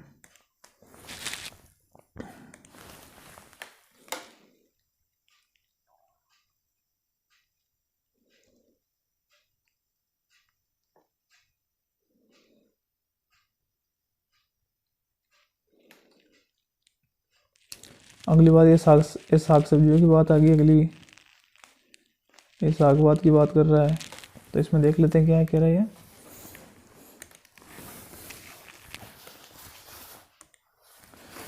अब तीसरी ऊष्माक्षेपी अभिक्रिया आ रही है। तीसरी ऊष्माक्षेपी अभिक्रिया में क्या है, साग सब्जी है, वनस्पति द्रव्य का विघटित होकर कंपोस्ट बनना भी ऊष्माक्षेपी अभिक्रिया है। यह हमारे दैनिक जीवन में देखने को मिलती है कि साग सब्जी है या वनस्पति द्रव्य विघटित होकर कंपोस्ट बनना भी ऊष्माक्षेपी अभिक्रिया। अब आपने देखा होगा कि, अब इसका बढ़िया उदाहरण दूँ तो एक, हम खेत के अंदर गोबर खाद डालते हैं। एक नेचुरल सा उदाहरण दूँ मैं ग्रामीण अपने लेवल का, कि हम खेतों में गोबर खाद डालते हैं, तो अब देखा होगा पहले गोबर खाद कैसे डालते हैं या गोबर खाद कहाँ से लाते हैं। पहले देखते हैं कि जहाँ कोई जानवर पालता है, गाय भैंस पालता है, तो वो अपनी खाद के ऐसे इकट्ठा करता है। पहले रोज़ धीरे धीरे गाय गोबर करती है, इसको एक जगह इकट्ठा करता है, जैसे ये इतना ढेर लग जाता है गोबर का। फिर जब उसको उठाते हैं, जो निकालते हैं, उठाते तो उसमें से एक गरम वाष्प निकलती है, वाष्प क्या ऊर्जा निकलती है, उष्मा निकलती है, गर्मी निकलती है गोबर से। वही गर्मी, वही बात हो रही है इसकी यहाँ पे, वही कंपोस्ट की खाद हो रही है, वही कंपोस्ट की बात हो रही है। वो धीरे धीरे क्या कंपोस्ट हो रही है, मतलब कि उसका मतलब कि कंपोस्ट होने का मतलब है कि वो विघटित हो रही है, मतलब कि वो एकदम घुल रही है, टूट रही है बिल्कुल। कंपोस्ट का मतलब ये हो रहा है कि वो ख़त्म हो रही है धीरे धीरे, और उसको कंपोस्ट का मतलब कि वो खाद बन रही है। कंपोस्ट जैसे ये कोई तत्व है, कंपोस्ट होने का मतलब है कि ये टूट रहा है बिल्कुल बिल्कुल बिल्कुल बिल्कुल बिल्कुल, ऐसे ऐसे टुकड़ों में ये टूट रहा है, ये कंपोस्ट होना है। तो कंपोस्ट होती है तभी तो उसमें निकलती है, देखते होंगे आप। और वो अच्छा सा उदाहरण मैं सोचूं तो, और क्या सोचे थे उदाहरण में, तो अभी तो ये उदाहरण ध्यान में आ रहा है मेरे, बाकी तो और उदाहरण आपके सिलेबस से बाहर ही हो जाएंगे। ये हो गए साग सब्जियाँ या वनस्पति द्रव्य का विघटित होकर कंपोस्ट बनने का उसमें से क्रिया है। क्रियाकलाप 1.1 में अभिक्रिया को प्रकार को पहचाने, इसमें एक उत्पाद के निर्माण का है। ये हो गया क्रियाकलाप। 1.1 कैसे दे रखा है, चलिए छोड़िए इसको। अब क्रियाकलाप हम वियोजन या अपघटन अभिक्रिया बात करते हैं। ये हो गई वियोजन अभिक्रिया। पहली कौन सी थी, संयोजन थी। संयोजन का मतलब क्या था, मिलाना, मिक्स करना। तो वियोजन का मतलब क्या हो गया, तोड़ना हो गया। इस संयोजन का मतलब मिलाना हो गया, तो वियोजन का मतलब तोड़ना हो गया। या अपघटन का मतलब यही है, अलग करना। अपघटन का मतलब ये हो गया, या वियोजन का मतलब तोड़ना या अलग करना, बात एक ही है। तो देख लेते हैं इसका पहले क्रियाकलाप, जैसे उसका क्रियाकलाप देखा था, इसका क्रियाकलाप भी देख लेते हैं। तो ये क्रियाकलाप 1.5 क्या है, एक शुष्क कवच नली में 2 ग्राम फेरस सल्फेट लेंगे। क्रिस्टल फॉर्म में यानी छोटे छोटे टुकड़े के फॉर्म में है, टुकड़ों फॉर्म में, कंकड़ फॉर्म में। जैसे कंकड़ कैसे होते हैं उस फॉर्म में है, कंकड़ ना हो गए, कंकड़ जैसे दिख रहे हैं वो क्रिस्टल है, ले ली। फेरस सल्फेट के क्रिस्टल के रंग पर ध्यान दीजिए, रंग पर भी ध्यान देना कि क्या रंग है। और जो ये कवच नली है, ये नली है कवच नली, इस नली की बात हो रही है, इसे कहते हैं कवच नली। कवच नली को बैनर या स्पिरिट लैम्प की ज्वाला पर गर्म कीजिए। ये लैम्प ही है, इसकी ज्वाला पर गर्म हो रहा है। गर्म करने के बजाय क्रिस्टल के रंग को देखिए। अब हमको ये क्रियाकलाप है कि उसका रंग में क्या चेंजिंग आ रहा है, कौन सा रंग बन रहा है। तो एक बार देख लेते हैं आप यहाँ पे क्या हो रहा है कि ये जो भी ये कवच नली है, इसमें इसने डाल दिया वो क्या, फेरस सल्फेट का क्रिस्टल डाल दिया, इसको गर्म कर रही है। गर्म करने के बाद में इसका कौन सा कलर हो रहा है, या कौन से कलर के रूप में ये बाहर निकल रहा है, वो देखना हमको। तो देखते हैं, ये आ गया। इसमें क्या है कि फेरस सल्फेट क्रिस्टल के हरे रंग में परिवर्तन हुआ है। किस रंग में, हरे रंग में। सल्फर के देन से उत्पन्न अभिलाक्षण विशिष्ट गंध को ही आप सूंघ सकते हैं। इससे जो ये बाहर निकल रही है ना, ये हवा या ये गैस बाहर निकल रही है ना, इसको सूंघ के आप पता लगा सकते हैं कि कैसे क्या दुर्गंध है इसकी। और अधिकतर जो केमिकल रिएक्शन की दुर्गंध होती है ना, उसका वो कुछ अजीब सी होती है, मतलब कि अम्लीय, सारी जैसे जिस फॉर्म में होती है, उसको हम बता नहीं सकते कि मतलब कैसी क्या सुगंध है। वो उसे बस इतना ही कहते हैं कि ये हाँ इसमें गंध है, और गंध नहीं है तो गंधहीन बोलते हैं। अब उसकी गंध अजीब सी होती है, उसको हम मतलब कि शब्दों में कम ही बता पाते हैं। अब ये तो कोई है नहीं कि हमारा खाना बना रहे हैं तो सुगंध, अब हम तो अच्छी बुरी कह सकते हैं, सुगंध तो अब, और तो ये तो केमिकल की सुगंध अलग ही होती है। तो इसको हम सूंघ सकते हैं, और इसको अपनी आंखों से दूर रखना, मुंह से दूर रखना, क्योंकि जब ये गर्म आएगी तो जलने का डर रहता है। दूसरा, ये जो भी गैस निकल रही है आंखों के लिए हानिकारक हो सकती है, इसलिए इसको हल्के से थोड़ा मुंह से साइड में लेके सूंघना रहता है। ये तो चलो आपको प्रैक्टिकल में बता दिया होगा कि आपके स्कूल में प्रैक्टिकल करवाते हैं इनका, तो सर बता देते हैं वो प्रैक्टिकल करके। अब देखते हैं हम इसकी अभिक्रिया कि कैसे क्रिस्टल हरा हुआ, और जब इसको गर्म किया तो क्या बना, क्या उनसे गैस बाहर निकली, क्या नहीं निकली, सब बात करते हैं। तो कौन सा था अपना, देखिए फेरस सल्फेट था अपने, समझ में आ गया। ये हो गया आपके फेरस सल्फेट था। एक तो यार राइटिंग बहुत ख़राब है, फेरस सल्फेट था। अब फेरस सल्फेट का सूत्र क्या होता है, ये हमने सूत्र फॉर्म में ये भी आया था, इसकी भी बात की थी। ये हो गया फेरस सल्फेट। और क्रियाकलाप में दे रखा था कि वो क्रिस्टल फॉर्म में, क्रिस्टल फॉर्म में यानी कि वो छोटे छोटे टुकड़ों के फॉर्म में है, जैसे कंकड़ दिख रहे हैं जैसे। और ये क्या होता है, ठोस होता है। भाई कंकड़ तो ठोस ही होता है, क्रिस्टल ठोस होता है। तो ठोस को हम किससे लिखते हैं, एस से लिखते हैं, इसका मतलब सॉलिड हो गया। तो ये हो गया फेरस सल्फेट, ये बात हुई। अब उसको गर्म किया, गर्म किया मतलब क्या किया, उसमें उष्मा दी। जैसे हम घर पर दूध उबालते हैं, चाय बनाते हैं, ये ऐसे बर्तन लग चढ़ा दिया गैस, तो गर्म हो रहा है, वो गर्म हो रहा है, इसको हमने गर्म किया, ये भी गर्म हो रहा है, मतलब कि उष्मा दे रहे हैं। तो ये उष्मा दे दी। इस अभिक्रिया के तीर पर अगर कुछ लिखा हुआ था जैसे उष्मा लिख दिया, तो इसका मतलब है कि इसको हमने गर्म किया है, समझ रहे हो आप, इसको गर्म किया। इसे हम यहाँ पर गर्म भी लिख सकते हैं, उष्मा भी लिख सकते हैं, दोनों में दोनों लिख सकते हैं इसे। यहाँ पर इसको मैं ऐसे भी लिख सकता हूँ कि गर्म किया, ये गर्म लिख देता तो भी एक ही बात है, उष्मा लिखूँ तो भी एक ही बात है। चलिए, तो फिर इसका क्या विखंडन हुआ, ये एक बटा था, अब ये टुकड़ों में टूट रहा है। टुकड़ों में कैसे टूट रहा है, विखंडन। हम वियोजन अभिक्रिया पढ़ रहे हैं, वियोजन, ये वियोजन अभिक्रिया का भाग है, वियोजन या अपघटन का, वियोजन या अपघटन का भाग है। तो ये एक बड़ा सा, जैसे कि मान लें कि एक पत्थर है, बड़ा मानोगे ये बड़ा पत्थर है, तो इसके अगर हम वियोजन अभिक्रिया करेंगे तो क्या होगा, ये टुकड़ों में टूट जाएगा। ये एक टुकड़ा हो गया, ये टुकड़ा हो गया, ये टुकड़ों में टूट जाएगा।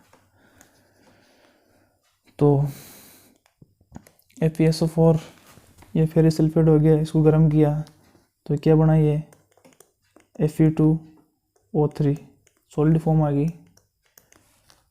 फिर क्या SO2, ये O2 आ गया, यहाँ पर देखिए SO2 2 लग गया, मतलब गैस फॉर्म हो गई। और हो गया एक SO3, ये 3 लग गया, ये भी गैस फॉर्म हो गई। ये एक बड़ा सा, ये सॉलिड है, ये सॉलिड है, ये क्रिस्टल फेरस सल्फेट का, ये 3 टुकड़ों में टूटा है। एक इसमें टूटा है, एक तो फिर से सॉलिड बना दिया, फिर गैस, गैस में टूटा है, इसमें से गैस बाहर निकली, गर्म करने पर ये 2 गैस से बाहर निकली है। समझ में आ गया। अभी देखते हैं कौन कौन सी गैस बाहर निकली, इनका रासायनिक नाम भी है, क्या नाम है वो भी देख लेते हैं। तो ये हो गया अपने फेरिक ऑक्साइड, फेरिक सल्फेट था, 4 थे, यहाँ पर 2 अणु है, 3 अणु है, यहाँ पर ये अकेला था, यहाँ पर 4 अणु थे। इसका हमने फॉर्मूला पढ़ा है, बात की हमने इस फॉर्मूले की भी। तो ये हो गया फेरिक ऑक्साइड, ये हो गया फेरिक ऑक्साइड, ये देखो ये हो गया, ये हो गया फेरिक ऑक्साइड, लिखा हुआ फेरिक ऑक्साइड हो गया ये। और ये दो SO2 है, ये SO2 गैस निकली है, ये क्या होगी, सल्फर डाइऑक्साइड। नाम याद रखना आपको, ये क्या सी होगी, सल्फर डाइऑक्साइड।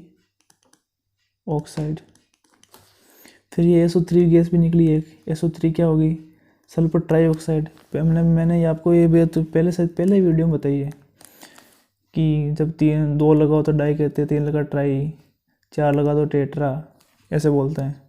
ये आपके 11th क्लास में काम आएगा, जब 11th क्लास में आप बायो लेंगे या साइंस मैथ लेंगे तो फिर काम आएगा ये। मैं आपको यहाँ बता रहा हूँ नॉर्मल सी जानकारी। तो यहाँ पे 3 लिखा हुआ है, तो इसका मतलब ट्राई हो गया। तो ये सल्फर डाई था, अभी इसकी जगह ये हो गया 3 लगा हुआ है, तो ये सल्फर ट्राई ऑक्साइड हो गया है, हो गया सल्फर ट्राई ऑक्साइड में वियोजित हो जाता है। फेरिक ऑक्साइड ठोस है, जबकि SO2 SO3 गैस है। हमको अभिक्रिया में पता चल गया गैस है, तो ये अभिक्रिया हुई है, इसका ये हुआ है। और क्या है, क्रिस्टल का रंग बदल जाता है, किस रंग में बदल जाता है, हरे रंग में बदल जाता है। बस आपको इतना, ये अभिक्रिया आपके ये क्रियाकलाप खत्म हो गया। आया कुछ समझ में इसमें यही है कि जब मैं FeSO4 को जब हम उष्मा गर्म करके विखंडन करेंगे इसका या गर्म करेंगे तो ये टुकड़ों में टूटेगा। टुकड़ों में किस टूटेगा? तो फेरिक ऑक्साइड में टूटेगा।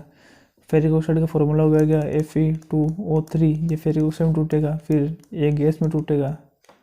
कौन सी गैस में हो गया? सल्फर डाइऑक्साइड में। फिर एक गैस टूटेगी सल्फर ट्राइऑक्साइड में टूटेगी। ये हो गया, ये भी गैस फॉर्म में, ये गैस फॉर्म में, सॉलिड फॉर्म में। किसको तोड़ रहे हैं हम? FeSO4 को तोड़ रहे हैं हम। कैसे तोड़ रहे हैं हम? गर्म करके तोड़ रहे हैं, उसमें देख के तोड़ रहे हैं। खत्म बात। अब हम अभिक्रिया संतुलन देख लेते हैं। इसमें अभिक्रिया संतुलन कैसे क्या हुई है। यहाँ पे 2 लगा हुआ है तो ये 2 कैसे आया, वो तो आपको पता ही है, लेकिन फिर से एक बार मैं बता देता हूँ कि अभिक्रिया कैसे हुई है। देखिए, तो आ गया FeSO4 हो गया ये। इसको किया गर्म करने पे क्या बना? Fe2, ये बना अपने O3 बन गए। फिर ये गैस रिलीज हुई। कौन सी गैस निकली? SO2 निकली, सल्फर डाइऑक्साइड निकली। फिर कौन सी निकली? सल्फर ट्राइऑक्साइड निकली। ये 2 गैसें निकली। अब इसका अभिक्रिया संतुलन देखते हैं कि ये संतुलन है या नहीं है। चलिए देखते हैं। इधर एक किधर तोलेंगे हम? इधर Fe है। इधर Fe कितने? 1 है। 1 ही है, यहाँ पर अकेला 1 है। इधर Fe कितने? इधर Fe 2 है। अब इधर 2 है, इधर 1 है। करेंगे इसको संतुलित। कैसे करेंगे? इसको कम कर नहीं सकते, ज़्यादा को कम कर नहीं सकते, कम को ज़्यादा कर सकते हैं। इधर 2 है, इधर 1 है। कैसे बढ़ाएं? इसको 2 से गुणा कर देते हैं। इसको क्या है? इसको 2 से गुणा कर देते हैं। ये इधर 1 है, 2 से गुणा किया तो ये 2 हो गया, तो इसका आगे 2 लगा दिया। 2 लगाते 2 बन गया, ये बन गया, ये 2, ये 2Fe हो गया। इधर SO4,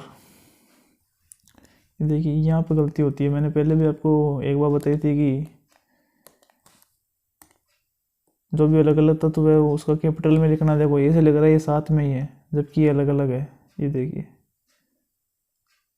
ये भी गैस संतुलन में दिक्कत देता है ऐसे। और यहाँ पे इसको बड़ा करना पड़ेगा। देखिए ये हो गया, ये हो गया O4। इधर S कितने हैं? इधर S 2S है, 2 है ना यहाँ पे 2। ये देखिए 2S है यहाँ पर। सल्फर कितने? 2 है। इधर कितने हैं? इसमें थे नहीं, इसमें 1 है, इसमें 1 है। 1 + 1 कितने हो गए? प्लस का चिन्ह है, 2 हो गया। चलो सल्फर संतुलित है, सल्फर तो संतुलित है। फिर हम बात करते हैं ऑक्सीजन की। इधर ऑक्सीजन कितने हैं? ऑक्सीजन के 4 परमाणु ये रहे, 2 ये रहे। कितने हो गए? 8। 4 दूनी 8 हो गए। इधर कितने हैं? 3 तो ये रहे, 2 ये रहे, 3 ये रहे। 3 तो 5, 3 8। इधर भी 8। यह अभिक्रिया संतुलित हो गई। कैसे संतुलित हुई? सिर्फ आगे यहाँ पर 2 लगाने से पूरा मामला अपना बैठ गया, संतुलित हो गई। ये देखिए यहाँ पर भी 2 लगा हुआ है, लगाओ ना यहाँ पर 2। ये अभिक्रिया संतुलित हो गई। और मेन एक्चुअल अभिक्रिया कौन सी थी? एक्चुअल अभिक्रिया ये थी। ये अभिक्रिया हमारी जो थी ये थी, लेकिन ये संतुलित नहीं थी। इसके आगे 2 लगाते ये संतुलित हो गई। चलिए अगली बात करते हैं हम। ये तो समझ में आ गया ना आपको कि ये एक बड़ा तत्व था, ये 3 टुकड़ों में टूटा। एक तो फेरिक ऑक्साइड में Fe2O3, फिर सल्फर डाइऑक्साइड में, और सल्फर ट्राइऑक्साइड में। समझ गए?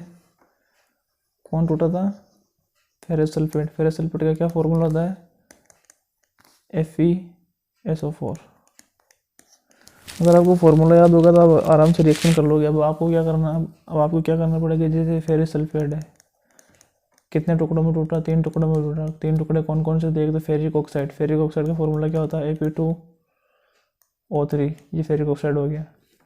अपन को पता है फेरिक ऑक्साइड टूटा, फिर इसमें से 2 गैसें निकली। 2 गैसें कौन कौन सी निकली? एक तो सल्फर डाइऑक्साइड। सल्फर डाइऑक्साइड का फॉर्मूला होता है SO2। एक निकली थी सल्फर ट्राइऑक्साइड, SO3। ये हो गया कंप्लीट। इतना सा था। फिर अभिक्रिया संतुलन देख लेना, संतुलित है नहीं है, और बस कंप्लीट हो गया ये। चल देखते हैं आगे क्या रहा है, आगे क्या बात कर रहा है। इस अभिक्रिया में एकल अभिकर्मक टूट कर छोटे छोटे उत्पाद प्रदान करता है। ये बात है।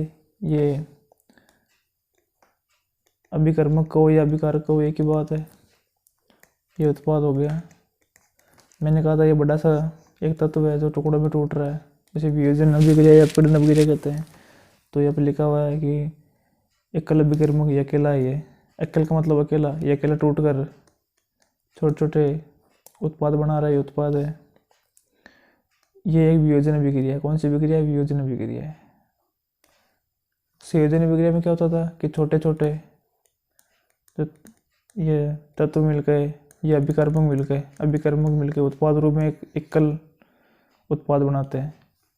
तो ये संयोजन अभिक्रिया हो गई। और वियोजन अभिक्रिया में क्या है कि एक एकल अभिकारक मिलकर छोटे छोटे उत्पाद बनाता है। फिर क्या, गर्म करने पर फेरस सल्फेट Fe2SO4 7H2 का क्रिस्टल जल त्याग देता है। एक्चुअल फॉर्मूला फेरस सल्फेट तो गर्म करने पर यह होता है, लेकिन H2 है ना, ये हवा में ये उसमें ये निकल जाता है, भाप बन के बाहर चला जाता है, बचता फिर यही है। एक्चुअल फेरस सल्फेट का फॉर्मूला तो यही है। फेरस सल्फेट का क्या फॉर्मूला है? ये फेरस सल्फेट हो गया। फेरस सल्फेट का फॉर्मूला है FeSO4 7H2, ये फॉर्मूला है। लेकिन इसको गर्म कर रहे हैं ना, गर्म करने की वजह से ये जल है ना, ये जल भाप बन के उड़ रहा है, भाप बन के उड़ जाएगा, फिर बचेगा क्या? FeSO4 बचेगा। जैसे दूध है, जैसे आपने देखा होगा हलवाई या अपने घर पर भी कि ये दूध है इस बर्तन में, इस दूध में थोड़ा पानी मिला हुआ है और दूध है, इसको आप गर्म करते जाओ तो धीरे धीरे क्या है कि वो वाष्प रूप लेके पानी उड़ जाएगा और दूध बच जाएगा। फिर और इसको गर्म करेंगे तो सारा पानी निकल जाएगा बाहर, जो भी जितना पानी था सब निकल जाएगा और दूध गाढ़ा हो जाएगा दूध गाढ़ा, जिससे हम मावा बनाते हैं या मलाई बनाते हैं, जो हो जाता है। उसी प्रकार इसमें कि इसको गर्म करेंगे तो ये पानी वाष्प बन के उड़ जाएगा, फिर बचेगा क्या पीछे? जिस प्रकार उस तरफ दूध बच रहा था फिर इसी तरफ ये बच जाएगा। तो ये हो गया, यहाँ पर ये अकेला आ जाता है क्योंकि ये उड़ जाता है। ये मौखिक परीक्षा में एक एग्जाम पूछा जा सकता है, या फिर आपके ये कॉमन सेंस के लिए भी एक है। अधिकतर बच्चों को कन्फ्यूजन रहता है कि सर ये 7H2 कहाँ गया, इसका क्या हुआ? ये तो आपने फॉर्मूले में लिखा ही नहीं, या फॉर्मूले में आया नहीं, वो इस चक्कर में ही इसी टेंशन में रहते हैं। तो ये बात है इसका कि ये गर्म होने की वजह से ये ख़त्म हो गया, ये बचा। और क्रिस्टल का रंग बदल जाता है, वो बोल रहा था कि ऊपर हरे रंग में हो जाता है। आपने प्रैक्टिकल करा होगा, आपके स्कूल में प्रैक्टिकल कराया था तो देखा होगा आपने कौन सा रंग में परिवर्तन होता है। चलिए बात करते हैं तो ये हो गया, हमने फेरिस सल्फेट की बात कर ली थी। ये देख लिया था कि ये इसका H2O का वाष्प बन जाता है, ये वाष्प में चली जाती है। चलिए बात करते हैं, दो तरह की गैस निकलती है, एक तो सल्फर डाइऑक्साइड निकलती है और एक सल्फर ट्राइऑक्साइड निकलती है। हम बात करते हैं यहाँ पे फेरिक ऑक्साइड ठोस है, ये बात कर लेती कि सॉलिड फॉर्म में आएगा ये। अब बात करते हैं, उष्मा देने पर कैल्शियम कार्बोनेट का कैल्शियम डाइऑक्साइड तथा कार्बन डाइऑक्साइड में वियोजित होना एक प्रमुख वियोजन अभिक्रिया है। उष्मा देने पर कैल्शियम कार्बोनेट का कैल्शियम ऑक्साइड में, ये देखिए नीचे यहाँ की बात हो रही है, ये देखिए ये कैल्शियम कार्बोनेट है, चूना पत्थर है, संगमरमर है। उष्मा दी इसको गर्म किया, CaCO3 को गर्म किया, गर्म करने पर ये दो टुकड़ों में टूटा है। किस में टूटा है? तो CaCO, यानी कि किस में टूटा है? तो कैल्शियम ऑक्साइड में। ये रहा कैल्शियम ऑक्साइड में टूटा है, तो ये किस में टूटा? कार्बन डाइऑक्साइड में टूटा ये भी वियोजन अभिक्रिया। ये वियोजन अभिक्रिया कैसे है? ये कि एक बड़ा टुकड़ा है, दो छोटे छोटे टुकड़ों में टूट रहा है। और किस फॉर्म में टूट रहा है? ये संगमरमर या चूना पत्थर है, CaCO3, कैल्शियम कार्बोनेट है, कैल्शियम कार्बोनेट। किस में टूट रहा है? तो CaO, यानी CaO मतलब होता है बुझा हुआ चूना। बुझे हुए चूने का क्या रासायनिक नाम क्या है? उसका रासायनिक नाम है कैल्शियम ऑक्साइड। और CO2, ये CO2 गैस हो गई, कार्बन डाइऑक्साइड। क्या बात कर रहा है आगे?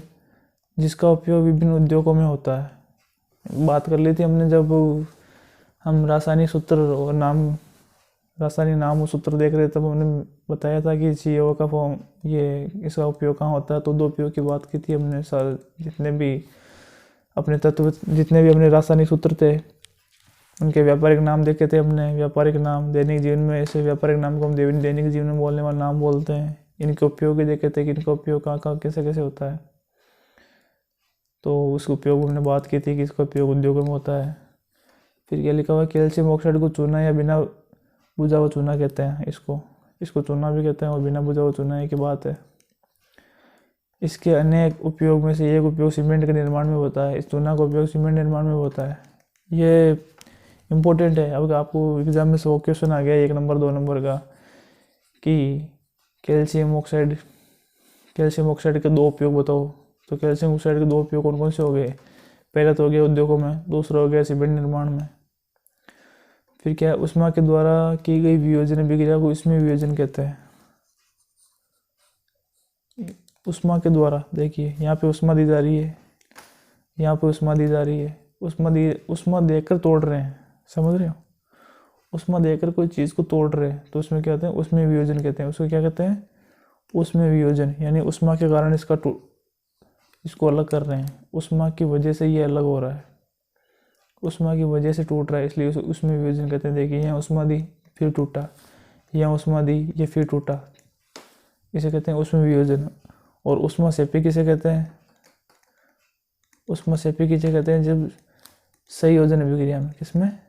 संयोजन अभिक्रिया में, संयोजन अभिक्रिया में उत्पाद रूप में, किसमें? उत्पाद में, ये आ गया उत्पाद रूप में संयोजन अभिक्रिया में।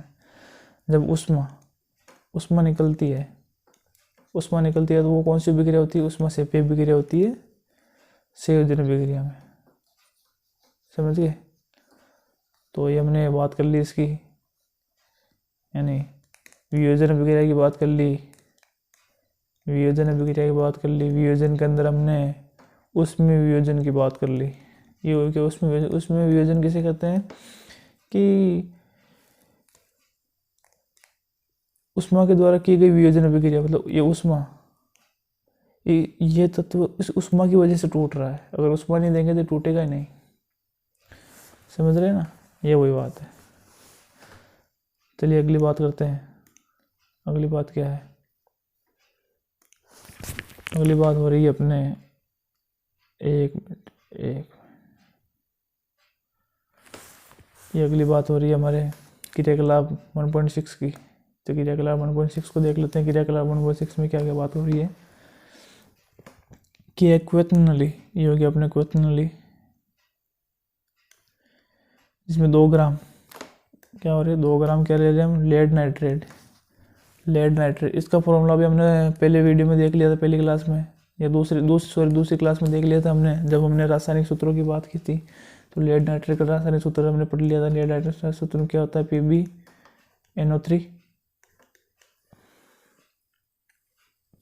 PbNO3 2, ये हो गया लेड नाइट्रेट का सूत्र। लेड नाइट्रेट हो गया। अब क्या लिखा हुआ है? का चूर्ण है, इसका एक चूर्ण है। क्या है चूर्ण? चूर्ण बोले छोटे छोटे टुकड़े हैं, ऐसे टुकड़े फॉर्म में है तो सॉलिड फॉर्म में है ये। चूर्ण तो सॉलिड फॉर्म में होगा, टुकड़े ऐसे टुकड़े। चलिए अब क्या बात कर रहा है आगे? चिमटे से क्वेत्न नली को पकड़कर ज्वाला को ऊपर रखकर इसे गर्म किया जाता है। इसको इसी क्वेत्न नली में डाल दिया इस चूर्ण को, फिर इस बेनर से या लैम्प से जलाई आग गर्म किए इसको।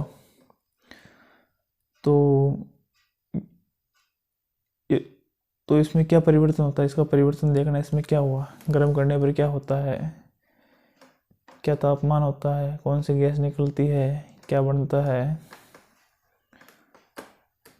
ना? क्या अवशेष प्राप्त होता है हमें, कौन सा इसमें गर्म करने पर ये पीछे क्या अवशेष बचा है इसका, ये सब हमें देखना है। तो देखते हैं, चलिए बात करते हैं इसकी।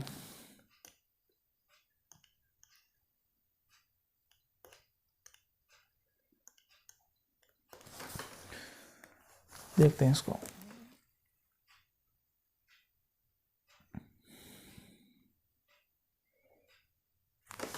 चलिए ये हो गया हमारा। इसको जब गर्म किया है, इसमें क्या थी? लेड नाइट्रेट है। इसमें क्या है? लेड नाइट्रेट का चूर्ण है। इस चूर्ण को इसमें इस नली में डाल दिया, कांच की नली में, फिर इसको गर्म किया। अब गर्म किया तो कौन सी गैस बाहर निकली है? पीछे क्या बचा है वो देखेंगे, किस रंग से बाहर निकली है वो भी देखेंगे, क्या रंग में परिवर्तन हुआ है। और तापमान तो परिवर्तन हुआ है क्योंकि तापमान तो नीचे से दे रहे हैं, उष्मा दे रहे हैं। तो देखते हैं क्या हुआ कि भूरे रंग का धुआं उत्सर्जित होता है, कि भूरे रंग का धुआं निकलता है। क्या निकलता है? जब लेड नाइट्रेट को गर्म करते हैं तो किस कलर का धुआं निकलता है? भूरे कलर का। ये भूरे कलर का धुआं निकल रहा है, ये भूरे कलर का, देखो ये भूरा कलर हो रखा है ना, ये भूरे कलर का धुआं निकल रहा है। नाइट्रोजन ऑक्साइड NO2 का धुआं है। किसका धुआं है ये? NO2 का धुआं है।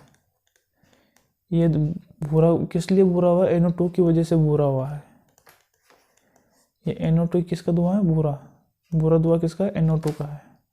ये अभिक्रिया इस प्रकार होगी। अभी अभिक्रिया देख लेते हैं किस प्रकार हुई है। ये इंपॉर्टेंट चीज़ है कि ये किसका धुआं है, ये धुआं निकल रहा है किसका है? NO2 का है।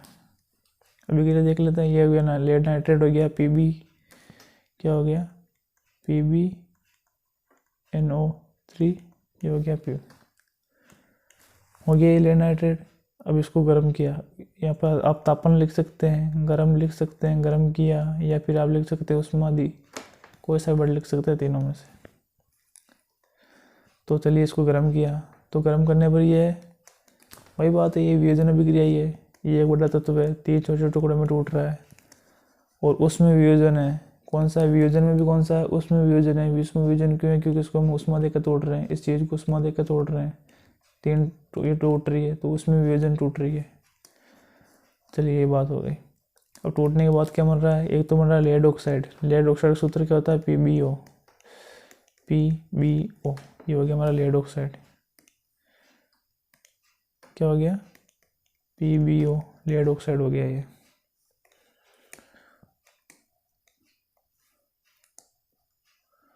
चलिए बात करते हैं लेड ऑक्साइड की। फिर क्या फिर है ना, ये तो PbO क्या प्राप्त हुआ हमें? अवक्षेप।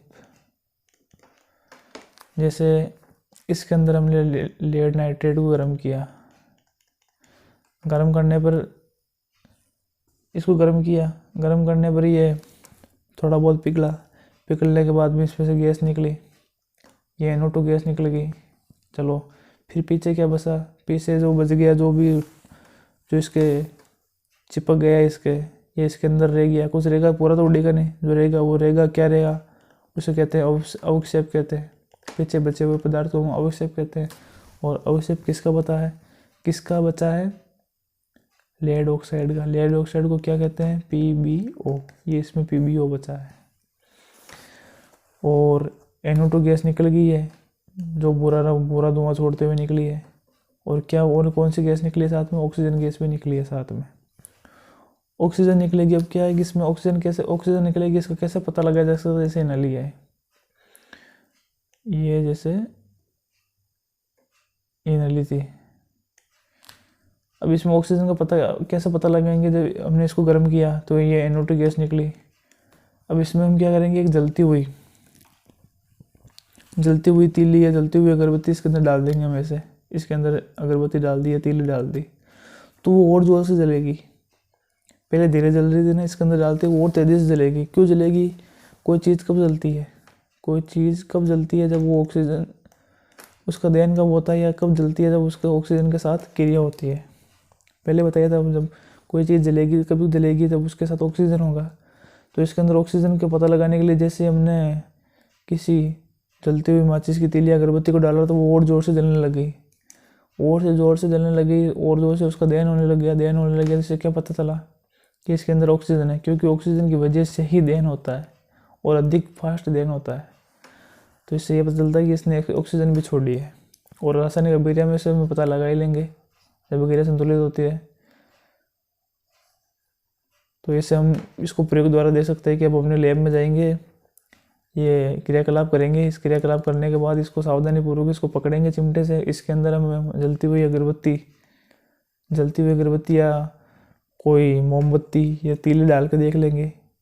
जो इसको डालेंगे वो और तेज़ी से जलने लग जाएगी। मोमबत्ती होगी तो उसमें ज्वाला और अधिक जल जाएगी, तीली में ज्वाला अधिक जल जाएगी, अगरबत्ती और तेज़ी से चमकने लग जाएगी। क्यों? अगरबत्ती जलती कहाँ, चमकती है। वो तो मतलब कि एक वो धुआं देती है, और मोमबत्ती उसमें ज्वाला जलती है। ज्वाला मतलब ऊपर आग रहती है ऐसे, फिर मोमबत्ती जलती है, और अगरबत्ती में ऐसे होती है, वो धीरे धीरे धीरे जलती है, तो वो फास्ट हो जाएगी प्रक्रिया। तो इसका मतलब इसमें ऑक्सीजन है। तो अब गिरे देख लेते हैं हमने। ये लेड नाइट्रेट है, इसको हमने गर्म किया, गर्म करने पर लेड ऑक्साइड में, फिर नाइट्रोजन ऑक्साइड में, नाइट्रोजन डाइऑक्साइड में, सॉरी यहाँ पर 2 अणु हैं, नाइट्रोजन डाइऑक्साइड में और ऑक्सीजन में टूटता है। बात करते हैं, ये पीबी नाइट्रेट हो गया, इसके अभिक्रिया देख लेते हैं। यहाँ पर ये हो गया PbNO3 2, ये हो गया PbNO3 PbNO3 होगी। ये क्या होगा, लेड नाइट्रेट। इसको किया गरम किया, तापन किया, उसमें दी एक ही बात है। तो ये क्या बन जाएगा, ये बन गया लेड ऑक्साइड, फिर NO2 गैस बाहर निकली, अच्छा, फिर ऑक्सीजन बाहर निकली, अच्छा जी। ये 3 काम हुए हैं, अच्छा जी, चलो 3 काम हो गए, बढ़िया। अब देखिए ये अभिक्रिया संतुलित है या नहीं है। चलिए अभिक्रिया संतुलन भी देख लेते हैं, संतुलित है नहीं है, चलिए देखते हैं। पहले देखते हैं हमने वो चरण पढ़े थे अभिक्रिया संतुलन में, 7 चरण पढ़े थे। तो 7 चरण में हमने क्या सीखा था कि सबसे पहले जिस तत्व या फिर जिस पदार्थ पर सबसे ज़्यादा क्या लगे हुए हो, परमाणु की संख्या जोड़ी हुई, पहले उसको हम लेते हैं। तो इसमें ऑक्सीजन पर सबसे ज़्यादा जुड़े हुए हैं, तो ऑक्सीजन को लेते हैं पहले। तो पहले देखते हैं इधर ऑक्सीजन कितने हैं, 3 दूनी 6, इधर 6 ऑक्सीजन है। इधर कितने हैं, 1 तो ये रहा, 2 ये रहे, 2 ये रहे, कितने हो गए, इधर 5 है, इधर 6 है। अच्छा जी, इधर 5 इधर 6, तो भाई हम ज़्यादा को तो कम कर नहीं सकते, लेकिन कम को ज़्यादा कर सकते हैं। अब क्या करें इसमें, इनको 6 करने के लिए क्या करें, इनको 6 करने के लिए एक ही काम करें। तो क्या काम करें, इनको 6 करने के लिए एक काम कर देते हैं कि इसके आगे 2 लगा देते हैं। ये लो जी, लगा दिए 2 लगा दिए, तो इधर 7 हो गई है, तो 2 4 नहीं सॉरी 6 हो गई है, तो 6 हो गई है, तो ऑक्सीजन के 6 हो गए ना। जैसे 2 ये 2 दूनी 4, सॉरी 2 + 2 4, 2 + 6 हो गए। चलो ये तो ऑक्सीजन का तो मामला सिमट गया, तो संतुलन हो गया। अब लेकिन इधर देखें, इधर पीबी तो 2 हो गए, लेकिन इधर पीबी एक ही है, अकेला ही तो है ये तो इधर ये तो इससे जुड़े हुए हैं, लेकिन ये तो अकेला ही है। इधर 2 इधर 1, ज़्यादा को कम कर नहीं सकते, लेकिन कम को ज़्यादा कर सकते हैं। 1 को 2 बना दें, ये हो गया 2। चलिए ये भी सोल्व हो गया। सोल्व कैसे हो गया, कैसे सोल्व हो गया ये कि 2 पीबी इधर, फिर ये गड़बड़ हो गई, इधर लो लगाते पड़े, ये तो हो गया 4, ये हो गया 12, फिर समस्या हो गई ये ऑक्सीजन के तो ज़्यादा हो गए, ऑक्सीजन के ज़्यादा हो गए, कितने हो गए 4 तो 12 ऑक्सीजन के अणु हो गए यहाँ पर। तो फिर समस्या होगी, इधर कितने हैं, इधर 6 ही है, 6 ही है इधर। अब इनको सोल्व करने के लिए फिर समस्या होगी, अब फिर से इसको सोल्व करते हैं।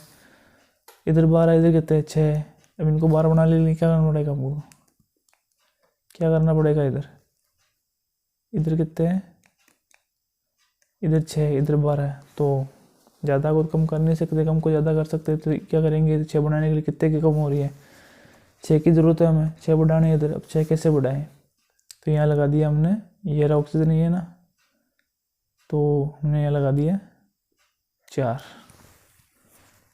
लगा दिए यहाँ पर, कितने हो गए 2 ये हो गए, 4 दूनी 8, 9 10, 11 12, ये 12 हो गए। चलो जी, इसका काम हो गया। अब आप बोलोगे सर फिर एक दिक्कत है कि आपने ये 4 यहाँ पर क्यों लगाया, यहाँ पर क्यों नहीं लगाया, ये भी तो ऑक्सीजन है, यहाँ पर 4 यहाँ पर भी लगा सकते थे, यहाँ पर ही क्यों लगाया, यहाँ पर 4 लगाते तो 12 हो रहे, तो यहाँ पर ही क्यों लगाया। तो इसका कारण देखिए, हर चीज़ को अपन को ना समझ के चलना है कि यहाँ पर क्यों लगाए, यहाँ पर क्यों नहीं लगाए।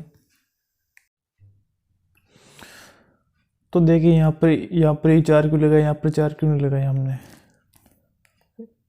तो इसका कारण देखिए क्या है।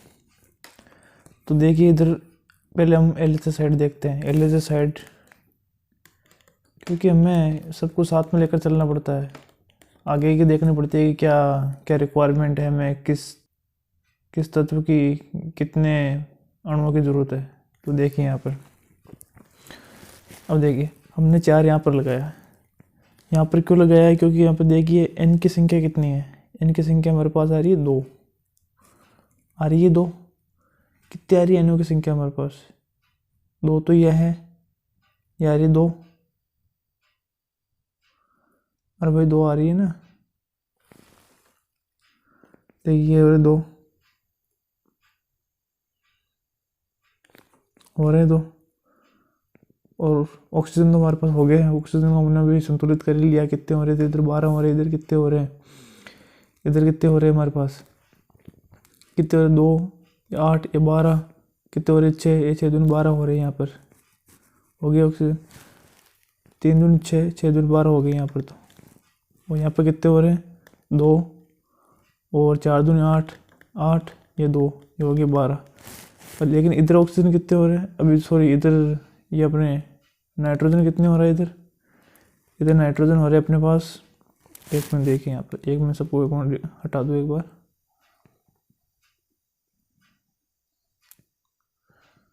अब देखिए ऑक्सीजन तो हो गया, अभी नाइट्रोजन कितने हो रहे हैं? नाइट्रोजन के 2 आ रहे हैं यहाँ पर। भाई ये कोष्टक के बाहर है, कोष्टक अंदर वाले से सबसे गुणा होगा ये, तो ये 2 इससे हो गए, 2 हो गई ये। और ये 2, क्योंकि ये 2 सबसे गुणा हो रहा है, ये 2 भी इन सबसे गुणा होगा। भाई ये 2 यहाँ आगे लगा हुआ, तो इसका मतलब इस पूरे पर लगा हुआ है, ये इस पूरे पर लगा हुआ है, ये यही बात हो रही है। इस पूरे पर लगा हुआ, तो कितने हो गए? एन की संख्या कितनी होगी हमारे पास? नाइट्रोजन की संख्या कितनी होगी? 2 तो ये 2 ये 2 इंटू 2 कितने हो गए? 4, क्योंकि ये 2 इससे 2 से गुणा हो जाएंगे, क्योंकि ये भी n है, ये भी n है। यहाँ पर भी n की 2 संख्या है, यहाँ पर भी 2 परमाणु है, सॉरी 2 परमाणु इधर, 2 परमाणु इधर, 2 दूनी 4 हो गए। इधर कितनी है? इधर 4n आ गए, 4n आ गए, आगे इधर 4n, इसीलिए हमने यहाँ पर 4 लगाया है। यहाँ पर 4 ने लगा के 4 यहाँ पर लगाया, ताकि ये संतुलित हो जाए और इधर भी संतुलित हो जाए। समझ गए? 1 की 4 से सारा काम हो गया, नहीं तो क्या करना पड़ता? इधर 4 लगाए, फिर यहाँ पर 4 लगाए, फिर ये 4 ज़्यादा हो गए, फिर इधर 2 और लगाए, फिर वो करे, इधर कॉम्प्लिकेट ज़्यादा हो जाती है अभिक्रिया, क्या? इसीलिए ये आगे बात समझ में हो गई। मेरे अभिक्रिया संतुलित हो गई, 2 पीबी आ गई, ये 2 पीबी आ गई, ये कितने हो गए? 4n आ गए, 4n आ गए, और 12 ओके परमाणु आ गए, इधर 12 ओके परमाणु आ गए। ये अभिक्रिया संतुलित हो गई, अभिक्रिया संतुलित। ये हमारा हो गया लेड नाइट्रेट का लेड ऑक्साइड हो गया, नाइट्रोजन ये NO2 है, ये डाई हो गया, 2 का मतलब डाई होता है, तो नाइट्रोजन डाइऑक्साइड हो गया। और इधर ये ऑक्सीजन निकल रहा है, तो ऑक्सीजन हो गया। आगे समझ में?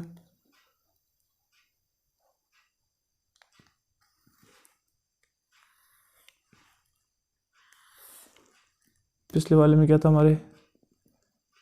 पिछले वाले में ये SO3 देता, तो हमने ट्राई देखा था, इसे हमने देखा था ट्राई, ये 2 थे तो डाई, तो इस प्रकार इधर भी ये 2 अणु है, तो डाई हो गया, तो क्या हो गया? नाइट्रोजन, N का नाइट्रोजन, O2 का डाइऑक्साइड हो गया। और ये O2 मैंने पहले बताया था कि जिस तत्व का आगे पीछे 2 लगा होता है तो वो गैस होती है, तो इसके पीछे भी 2 लगा हुआ है, तो ये भी गैस हो गई। इसके पीछे 2 लगा हुआ है ना, ये गैस हो गई ये भी। तो अभिक्रिया एक बार देख लेते हैं फिर से वापस। अभिक्रिया संतुलन तो हमने देख लिया कि किस प्रकार इस अभिक्रिया संतुलित होती है। एक बार वापस देख लेते हैं कि ये PbNO3 है, ये हो गया लेड नाइट्रेट। इसको हमने जब गर्म किया, इसको ताप दिया, तो ये लेड ऑक्साइड में टूट गई, PbO में ये विखंडित हो गई, वियोजन हो गया, लेड ऑक्साइड में टूटी। फिर इसने NO2 नाइट्रोजन डाइऑक्साइड गैस निकाली बाहर, ये नाइट्रोजन गैस निकली बाहर, उसी के साथ ऑक्सीजन गैस भी निकली। अब ऑक्सीजन गैस का पता कैसे चला ऑक्सीजन गैस निकली? तो जब इसने हम इस क्वेथन, या कौन सी होगी, क्वेथन नली, जब क्वेथन नली में जलती हुई मोमबत्ती या जलती हुई तीली डालेंगे तो और तेज़ी से जलने लग जाएगी, इसका मतलब ये हुआ कि इसके अंदर ऑक्सीजन की मात्रा है या ऑक्सीजन गैस उपलब्ध है, कि ऑक्सीजन गैस की उपस्थिति में ही दहन क्रिया तीव्रता से होती है। चलिए अगला वाला देखते हैं, अगला टॉपिक।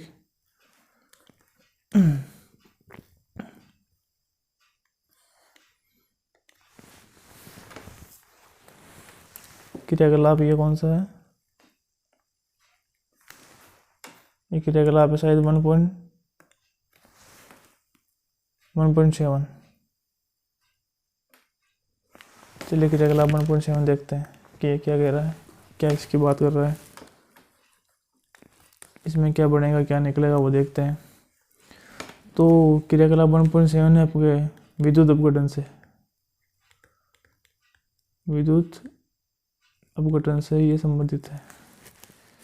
तो इसमें विद्युत अपघटन देख लेते हैं क्या होता है। विद्युत अपघटन से का मतलब हुआ विद्युत के द्वारा अपघटन करना। अपघटन का मतलब अलग अलग करना, समझ गए ना, अलग अलग करना, विद्युत के द्वारा अलग करना। विद्युत की सहायता से ये जो जलीय विलयन है ना, इस विलयन में से तत्वों को अलग अलग करना, पदार्थों को अलग अलग करना, यह हो गया जलीय अपघटन या विद्युत अपघटन। तो देखते हैं विद्युत अपघटन की अभिक्रिया, ये क्रियाकलाप देखते हैं कैसे क्या हुआ। तो क्रियाकलाप 1.7 देखते हैं हम।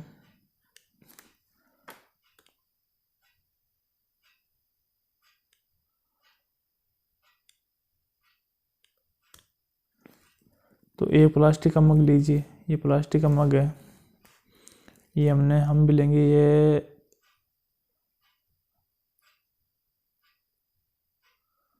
ये प्लास्टिक का मग ले लिया हमने भी। चलिए जी, अरे चलो कोई बात नहीं, मग तो मग होता है। प्लास्टिक का मग ले लिया हमने, इसके तली में 2 छिद्र कीजिए, ये लीजिए जी, ये एक छिद्र प्लेक से करेंगे, ये लीजिए, ये एक छिद्र कर दिया, ये एक छिद्र कर दिया। फिर के लिए इसमें रबड़ के डॉट लगा दीजिए। चलिए जी, ये रबड़ के डॉट लगा देते हैं, ये लगा दिया हमने रबड़ के डॉट मतलब रबड़ का अवरोध लगा दीजिए ताकि पानी ना निकले। ये हमने रबड़ के डॉट लगा दिए। फिर क्या कह रहा है, इन छिद्रों में कार्बन इलेक्ट्रोड डाल दीजिए। कार्बन इलेक्ट्रोड समझ रहे हो, जिसमें विद्युत का प्रवाह हो सके, कार्बन इलेक्ट्रोड आपने देखी होगी, आपने कभी सेल देखा है, सेल घड़ी में जो सेल डालते हैं लंबा वाला, ये सेल होता है कुछ इस तरह से। जब इस सेल को तोड़ते हैं तो इसके अंदर एक काले कलर का वो होता है, एक काले कलर की एक होती है छड़ होती है, वो छड़ी है कार्बन इलेक्ट्रोड, उसे हम कार्बन इलेक्ट्रोड बोल सकते हैं।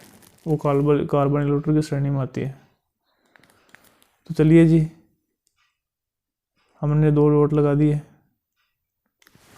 और इसमें ये छड़ भी डाल दी, ये लीजिए छड़ डाल दी।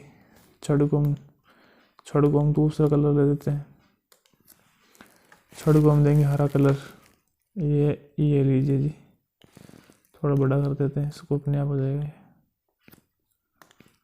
ये लीजिए जी, एक छड़ी डाल दी, और किधर गया, क्या हो गया, एक छड़ी डाल दी, एक ही डाल दी, ये 2 छड़ हो गई। अब क्या करना है,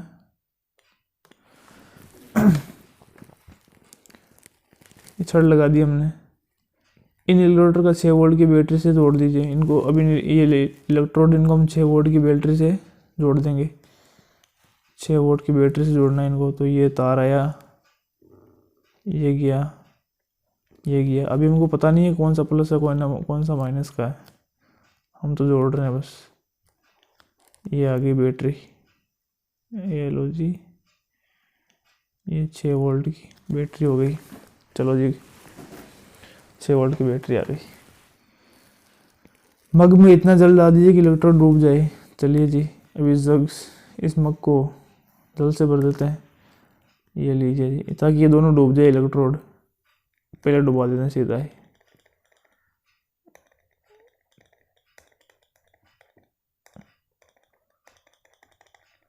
ये लीजिए, डूब गया जी, डूब गया जी, डुबो दिए।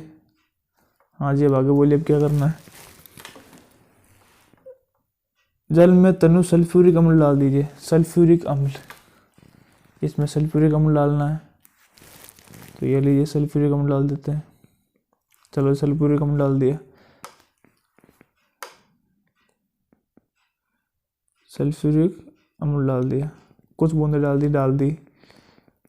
इस जल से भरी दो असांकित प्रश्नलियों को दोनों कार्बन इलेक्ट्रोड के ऊपर उल्टा करके रख दीजिए। असांकित का मतलब यही हुआ कि दो ये प्रश्नली लेनी है। प्रश्नली ऐसी होती है, यही एक उतना नली लेनी है, ये कुछ ऐसे कलर की होती है। इसमें पहले जल भर देना है, जल भरने के बाद इधर से अंगूठे से इसको बंद करके उल्टा करके पानी के अंदर छोड़ देना, ताकि पानी बाहर निकलेगा नहीं और इस इलेक्ट्रोड के ऊपर प्रेरणा देनी है।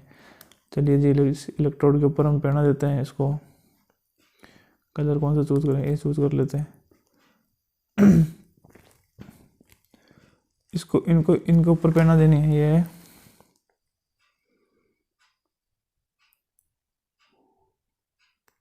ये पहना दी इनके ऊपर, इसको भी पहना दी। चलिए उल्टा कर दिया, इसके अंदर पानी भरा हुआ है, पहना दी। अब विद्युत धारा प्रवाहित कीजिए। चलो जी, बैटरी का ये कुंजी है, ये ऑन कर दिया बटन, स्विच की से लिखते हैं, ऑन कर दिया ऑन। अब विद्युत धारा प्रवाहित करके इस ऊपर को थोड़ी देर छोड़ दिया थोड़ी देर। दोनों लीटर का बुलबुले बनते हुए देखेंगे। देखिए यहाँ पर बुलबुले बनेंगे। अब यहाँ पर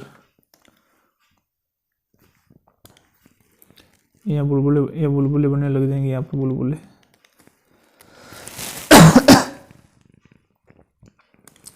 ये बुलबुले बनेंगे, ये बुलबुले, ये अब बुलबुले बनेंगे तो क्या होगा? बुलबुले का मतलब क्या हुआ? बुलबुले का मतलब ये हो रहा है कि हवा, बुलबुले का मतलब हवा है। तो क्या होगा? अब आगे बढ़ते हैं, क्या लिखा है? दोनों इलेक्ट्रोड में आप बुलबुले बनते देखेंगे। ये बुलबुले इंसांकित नली से जल को विस्थापित करेंगे। अब जल को विस्थापित इंसांकित नली का मतलब है कि इसमें जो हमने ये जल भरा था ना, इसको उल्टा करके इसमें जल भरा हुआ था, इस जल को बाहर निकालेंगे ये बुलबुले, और इस जल की जगह खुद लेंगे। अब जैसे हमको पता है कि हवा जो है वो आयतन घेरती है। आयतन घेरती है का मतलब क्या समझे? जैसे ये हमारे गाड़ी का टायर है, ट्यूब है, गाड़ी की ट्यूब, जब इसके अंदर हवा भरते हैं तो ये कैसे फूल जाती है, इतनी सी ट्यूब इतनी बड़ी हो जाती है, नहीं हो जाती। इसका मतलब ये आयतन घेर रही है, जगह घेर रही है। आयतन का मतलब क्या है? एरिया, क्षेत्र घेर रही है, वॉल्यूम। आयतन का मतलब वॉल्यूम है। वॉल्यूम का मतलब क्या हुआ कि किसी क्षेत्र में, कोई क्षेत्र है, कोई चीज़ इस क्षेत्र में अपना स्थान ले रही है तो उसको आयतन बोलते हैं, कि वो अपना जगह ले रही है, अपना आयतन घेर रही है। जैसे कि अब ये कोई जगह है, इसमें हम ट्यूब रखते हैं, ये ट्यूब रख दी हमने, हवा भरी थी, बिना हवा भरी हुई, ये हवा भरी हुई ट्यूब, बिना हवा भरी हुई ट्यूब जगह कम घेर रही है, मतलब आयतन कम घेर रही है, कम जगह ले रही है। लेकिन भरी हुई ट्यूब आयतन ज़्यादा ले रही है। इसका मतलब क्या हुआ कि हवा आयतन लेती है, हवा क्षेत्र ज़्यादा घेरती है क्योंकि फूल जाती है। उसी प्रकार जैसे ये बुलबुले निकले, बुलबुले में हवा निकली, हवा बनती ये पानी को बाहर निकालेगी और इस पानी की जगह बुलबुले ले लेंगे। चलिए जी, हो गए अभी। अब क्या हुए बोल रहा है कि क्या दोनों प्रक्रियाओं में एकत्रित गैस का आयतन समान है? किस दोनों गैसों में, इसमें भी ये बुलबुले बने, इसमें भी गैस है। गैस किसकी? भाई हवा किसकी? गैस बनी तभी हवा ही। इसमें भी गैस है, इसमें भी गैस है। चलिए, अभी बोल रहा है कि इन गैस में दोनों की मात्रा समान है या नहीं है, ये बात कर रहा है। चलिए देखते हैं। दोनों प्रक्रिया गैस से भर जाए तो सावधानी पूर्वक हटा लीजिए। ये दोनों प्रक्रिया में गैस भर गई, जब ये गैस यहाँ तक आ जाए, यहाँ तक, तो इनको हटा लीजिए। हटा लिया। एक जलती हुई मोमबत्ती का दोनों प्रक्रिया के मुंह को ऊपर रखकर लाकर इन गैसों की जांच कीजिए। अब इसको गैसों की जांच करते हैं। चलिए, अब देखिए हमने ये बैटरी लगाई थी, इसमें से बैटरी में तो भाई बात होती है कि एक तो प्लस का तार होता है, एक माइनस का तार होता है। चलिए, इसको प्लस का मान लिया, इसको माइनस का मान लिया, कोई सा मान सकते हो। प्लस वालों को कहते हैं एनोड। विद्युत अपघटन में हमेशा एनोड या कैथोड हमेशा आएगा। एनोड और कैथोड तो फिक्स है। प्लस को कहते हैं एनोड और माइनस को कहते हैं कैथोड। समझ गया? इंग्लिश में लिखे तो ANOAD anode, cathode CATHOD cathode. ये हो गया एनोड कैथोड। एनोड का ये एनोड है ना, ये प्लस वाला जिसमें फेस आ रहा है और इसमें न्यूट्रल आ रहा है। इसमें न्यूट्रल है, न्यूट्रल सॉरी उसको हम ये न्यूट्रल है, ये फेस है, क्योंकि प्लस में तो करंट आता है, माइनस में जो ये न्यूट्रल न्यूट्रल रहता है ये। तो ये जिसमें करंट प्रवाह हो रहा है, धारा प्रवाह हो रही है, ये आई, जिसमें धारा जा रही है, इसमें किस में जा रही है ये? इस कॉर्क में जा रही है, इस वाले में जा रही है, इस वाले कार्बन इलेक्ट्रॉन में जा रही है। तो इसमें कौन सी गैस आएगी? इसमें ऑक्सीजन आएगी। समझ गए बात? और इसमें जा रही है, इस वाले में, इसमें न्यूट्रल है और इसमें ये जा रही है, न्यूट्रल जा रहा है, ये न्यूट्रल। तो इसमें कौन सी आएगी? इसमें आएगी, इसमें नाइट्रोजन आएगी।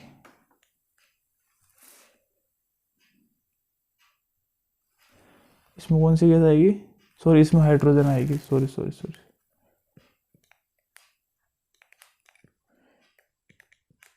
इसमें आएगी,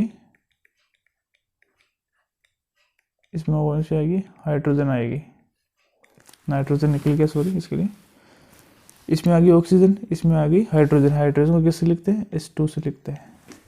ऑक्सीजन क्यों है इसमें? क्योंकि इसमें धारा प्रवाह हो रही है, और जिस तार में धारा प्रवाह हो रही है और जो तार धारा प्रवाह, जो कॉर्क या जो कार्बन इलेक्ट्रोड धारा प्रवाह तार से कनेक्ट है, उसमें क्या होगा? ऑक्सीजन होगा। और जो न्यूट्रल से कनेक्ट है या कैथोड से कनेक्ट है, जो कार्बन इलेक्ट्रोड कैथोड से कनेक्ट है, उसमें हाइड्रोजन होगा। ये देखिए आपके यहाँ पर लिखा हुआ है, ये एनोड, ये कैथोड, ये माइनस का, ये प्लस का, इसमें ऑक्सीजन गई, और ये कैथोड से कनेक्ट है, इसमें हाइड्रोजन गई, और ये इसमें ऑक्सीजन गई। चलिए जी। अब अपन को तो पूछा है कि अपन को कितने सवाल पूछे हैं यहाँ पर? एक तो सवाल पूछा है कि सावधानीपूर्वक हटा लिए, ये पूछा है अपने को कि जलती हुई दोनों प्रक्रिया के ऊपर कौन सी, तो अपने गैस की जांच कीजिए। अब गैस की जांच कैसे करेंगे? अब हमको वैसे, चलिए छोड़ो, अब इसको ऑक्सीजन वाले के पास लेके जाएंगे हम। इसको किसको? मोमबत्ती को, जलती हुई मोमबत्ती को। तो मोमबत्ती ऑक्सीजन के पास जाएगी तो क्या करेगी? ऑफकोर्स कि ज़्यादा जलने लग जाएगी, अधिक तेज़ी से जलने लग जाएगी, ज्वाला और ज़्यादा भड़केगी और अधिक चमक और प्रकाश का जलने लग जाएगी, क्योंकि ऑक्सीजन के साथ देन करती है मोमबत्ती या अग्नि। सही है? तो इसके अंदर इसका मतलब ये होगा इसकी ऑक्सीजन होगी। और हाइड्रोजन के साथ कैसे क्या करेगी? हाइड्रोजन के साथ अगर हम इस, ये जो क्या है, हमने क्या, ये क्या लिया है,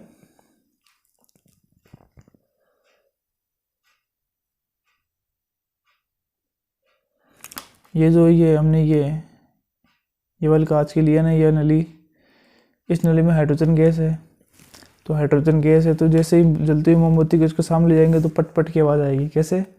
पट पट पट पट पट पट पट की आवाज़ आएगी। पट पट की आवाज़ आ रही है, इसका मतलब इसमें हाइड्रोजन है, क्योंकि वो मोमबत्ती चट चट, जैसे वो दिवाली के टाइम में हम वो नहीं आती है कि वो छोटी छोटी गोलियाँ टिकड़ी की, बच्चे वो बंदूक में डाल के टिकड़ी की तरह बजाते हैं, पट पट पट बोलती है वो, वैसी पट पट इसमें आवाज़ आएगी। इसका मतलब इसमें होगा कि इसमें हाइड्रोजन गैस है, और ये वाला कॉर्क या ये वाला इलेक्ट्रोड माइनस या कैथोड से कनेक्ट था। इसका ये पता लगा सकते हैं हम। चलिए, ये हो गया, ये वाली बात होगी अपने। अब क्या बात हो गई?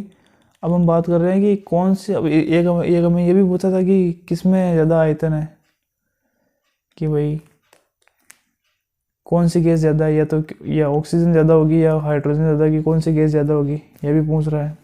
तो इसकी भी बात कर लेते हैं कि कौन सी गैस ज़्यादा होगी।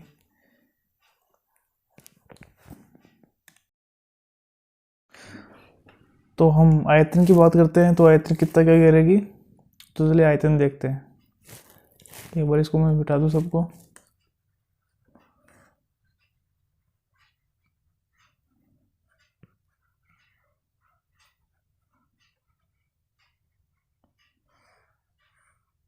चलिए देखते हैं। तो कौन कौन सी गैस रिलीज हुई थी इसमें? एक तो H2 निकली थी, एक ये O2 थी, चली थी। तो इसमें क्या होगा कि दो अणु हाइड्रोजन के होंगे इसमें, और एक अणु होगा ऑक्सीजन का। किसका? ऑक्सीजन का। ये कटा दूंगा। दो अणु होंगे हाइड्रोजन के, दो अणु हाइड्रोजन के, एक अणु ऑक्सीजन का। परमाणु संख्या देखें तो परमाणु संख्या 4 हाइड्रोजन की हो गई और 2 ऑक्सीजन की, तो आधी है। और हम अणु की बात करें तो इसमें एक है, इसमें 2 है, इसमें 2 है, इसमें एक है। ये भी इसका हाइड्रोजन ऑक्सीजन से डबल है, हाइड्रोजन ऑक्सीजन से डबल है। किस मामले में? अणु के मामले में और परमाणु के मामले में। तो इसका क्या मतलब हुआ कि इस वाली नली में क्या होगी? हाइड्रोजन गैस आयतन ज़्यादा घेरेगी, हाइड्रोजन गैस ज़्यादा घेरेगी, और इस वाले में ऑक्सीजन कम घेरेगी, क्योंकि ऑक्सीजन इससे आधी होगी। तो हम इससे क्या निष्कर्ष निकला? इससे निष्कर्ष ये निकला कि क्या निष्कर्ष निकला इससे कि कैथोड पर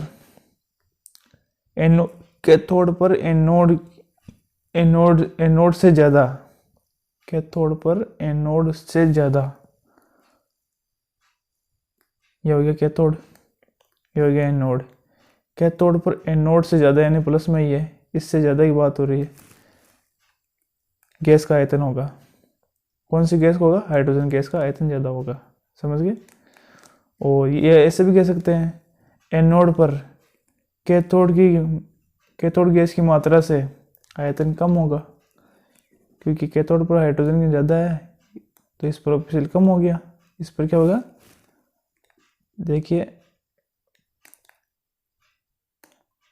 इस पर मात्रा ज़्यादा है तो इस पर कम होगी, इस पर कम है इसलिए इस पर ज़्यादा होगी। दोनों बात कह सकते हैं। क्या बात होगी? कि कैथोड पर एनोड की गैस की मात्रा ऑक्सीजन की मात्रा से ज़्यादा हाइड्रोजन की मात्रा है, इसलिए आयतन ज़्यादा घेरेगी। या ऐसे भी कह सकते हैं कि एनोड पर कैथोड की हाइड्रोजन गैस की मात्रा से कम मात्रा ऑक्सीजन की है, इसलिए ये आयतन कम घेरेगी। ये बात हुई है। तो आप एक बार डायग्राम को आप वापस देख लेते हैं, अच्छे से समझने की कोशिश करते हैं वापस।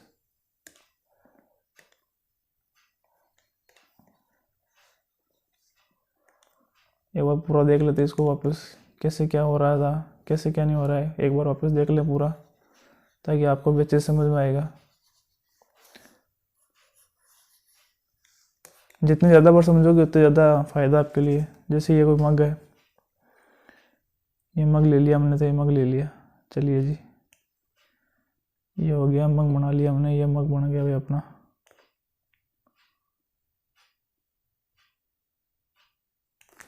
इसमें 2 रबड़ के कोक लगा दिए, 2 रबड़ के कोक से इसको बंद कर दिया। इसमें ये कार्बन की इलेक्ट्रोड लगा दी, ये कार्बन की इलेक्ट्रोड, ये है, ये कार्बन की इलेक्ट्रोड चल गई, कार्बन इलेक्ट्रोड चल गई। इसमें 6 वोल्ट की बैटरी लगा दीजिए, ये लीजिए जी, ये आ गई, स्विच आ गई यहाँ पर बटन, और ये 6 वोल्ट की बैटरी, 6 वोल्ट की बैटरी लगा दी। जल से 2 भरी असांकित प्रक्रिया, ये प्रक्रिया है, ये कुछ ऐसी उल्टी पड़ी है ना, ये जो लगी हुई है, ये असांकित प्रक्रिया है। इसको क्या करना है? पहले बाहर से इसमें जल भर लेना है। जल भर लिया अंगूठे में, इसको जल को बंद किया, ऐसे अंगुली से दबाया, इसके अंदर उल्टा कर देना। उल्टा कर देंगे, जो भी पानी के संपर्क में आएगा फिर ये खाली नहीं होगी, फिर इन कार्बन इलेक्ट्रोड के ऊपर पहना देनी है इनको दोनों को। चलिए जी, पहना दी। पहनाने के बाद में सांद्र सल्फ्यूरिक अम्ल डालना है इसके अंदर।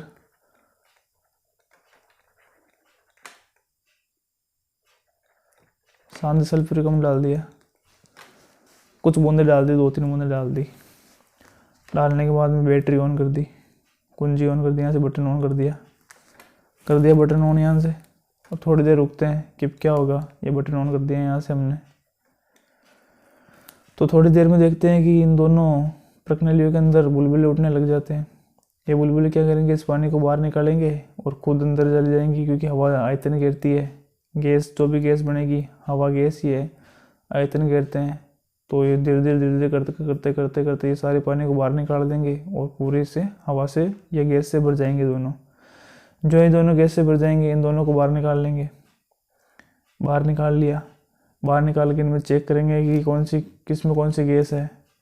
गैस चेक करने के लिए एक मोमबत्ती लाएंगे जला के, फिर इस वाली इसमें मोमबत्ती डाल के देखेंगे। तो जिसमें ज़्यादा मोमबत्ती जल रही होगी उसमें ऑक्सीजन होगी। तो हम देखते हैं कि जो ये प्लस या माइनस, जो प्लस से कनेक्ट होती है, जो प्रक्रिनली या जो कार्बन इलेक्ट्रोड प्लस से कनेक्ट होता है, जिसके ऊपर प्रक्रिनली होती है, उसमें जो गैस हमें प्राप्त होती है वो ऑक्सीजन प्राप्त होती है।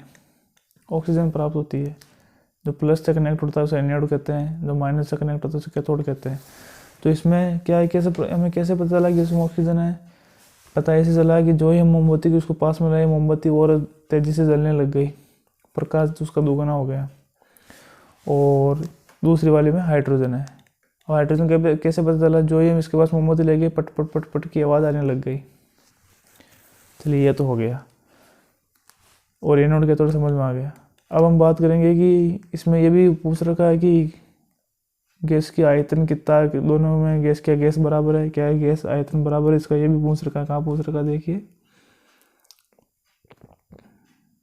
देखिए क्या दोनों प्रकृति गैस का आयतन समान है? तो समान है या नहीं है वो जांच करेंगे। तो ये एक में थी H2 गैस, एक में थी O2 गैस, ये थी H2O2। अब आपको पता है कि हमने आवर्त सारणी में पढ़ा था कि एक नंबर पे ये H आता है हाइड्रोजन, और ये ऑक्सीजन कितने नंबर पे आता है? 8 नंबर पे आता है। 8 नंबर पे आता है ऑक्सीजन, 8 नंबर पे। तो ये 1 नंबर पे आता है। आवर्त सारणी में एक नियम है कि तत्वों का जो भी भार होता है वो पहले कम होता है, फिर धीरे धीरे धीरे बढ़ता जाता है। इस हिसाब से तत्वों का आवर्त सारणी में रखा गया है। तो H2 का भार कम है, O2 का भार ज़्यादा है, क्योंकि 8 नंबर पर आता है, 1 नंबर पर आती है। हाइड्रोजन 1 पर 8 पर आती है, तो इसका भार ज़्यादा है, इसका भार कम है। तो यहाँ पे हो गए हाइड्रोजन के 2 अणु इसमें, और ऑक्सीजन का 1 अणु होगा। 1 अणु है, 1 लगाने की जरूरत नहीं है, 1 लिखने की जरूरत नहीं है, 1 होगा। हो गया यहाँ पे 1 अणु। तो यहाँ तो हो गया हाइड्रोजन का 2 अणु, यहाँ हो गया ऑक्सीजन का 1 अणु, यानी कि आधा हो गया। यानी कि ऑक्सीजन गैस हाइड्रोजन की आधी है।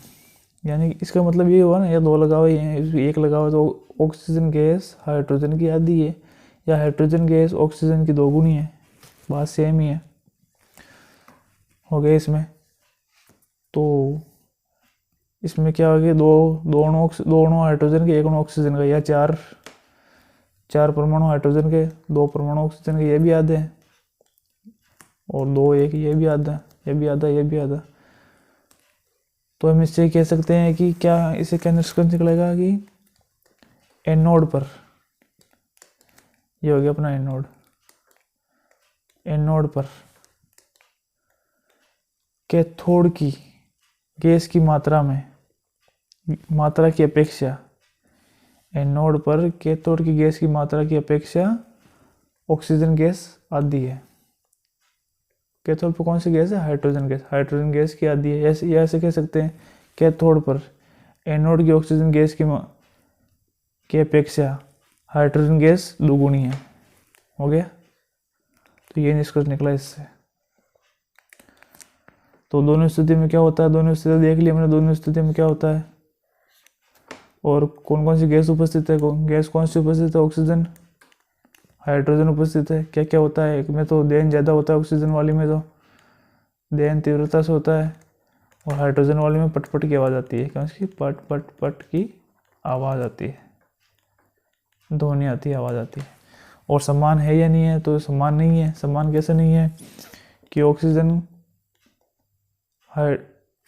हाइड्रोजन ऑक्सीजन की 2 गुना है, या हाइड्रोजन ऑक्सीजन का 2 गुना।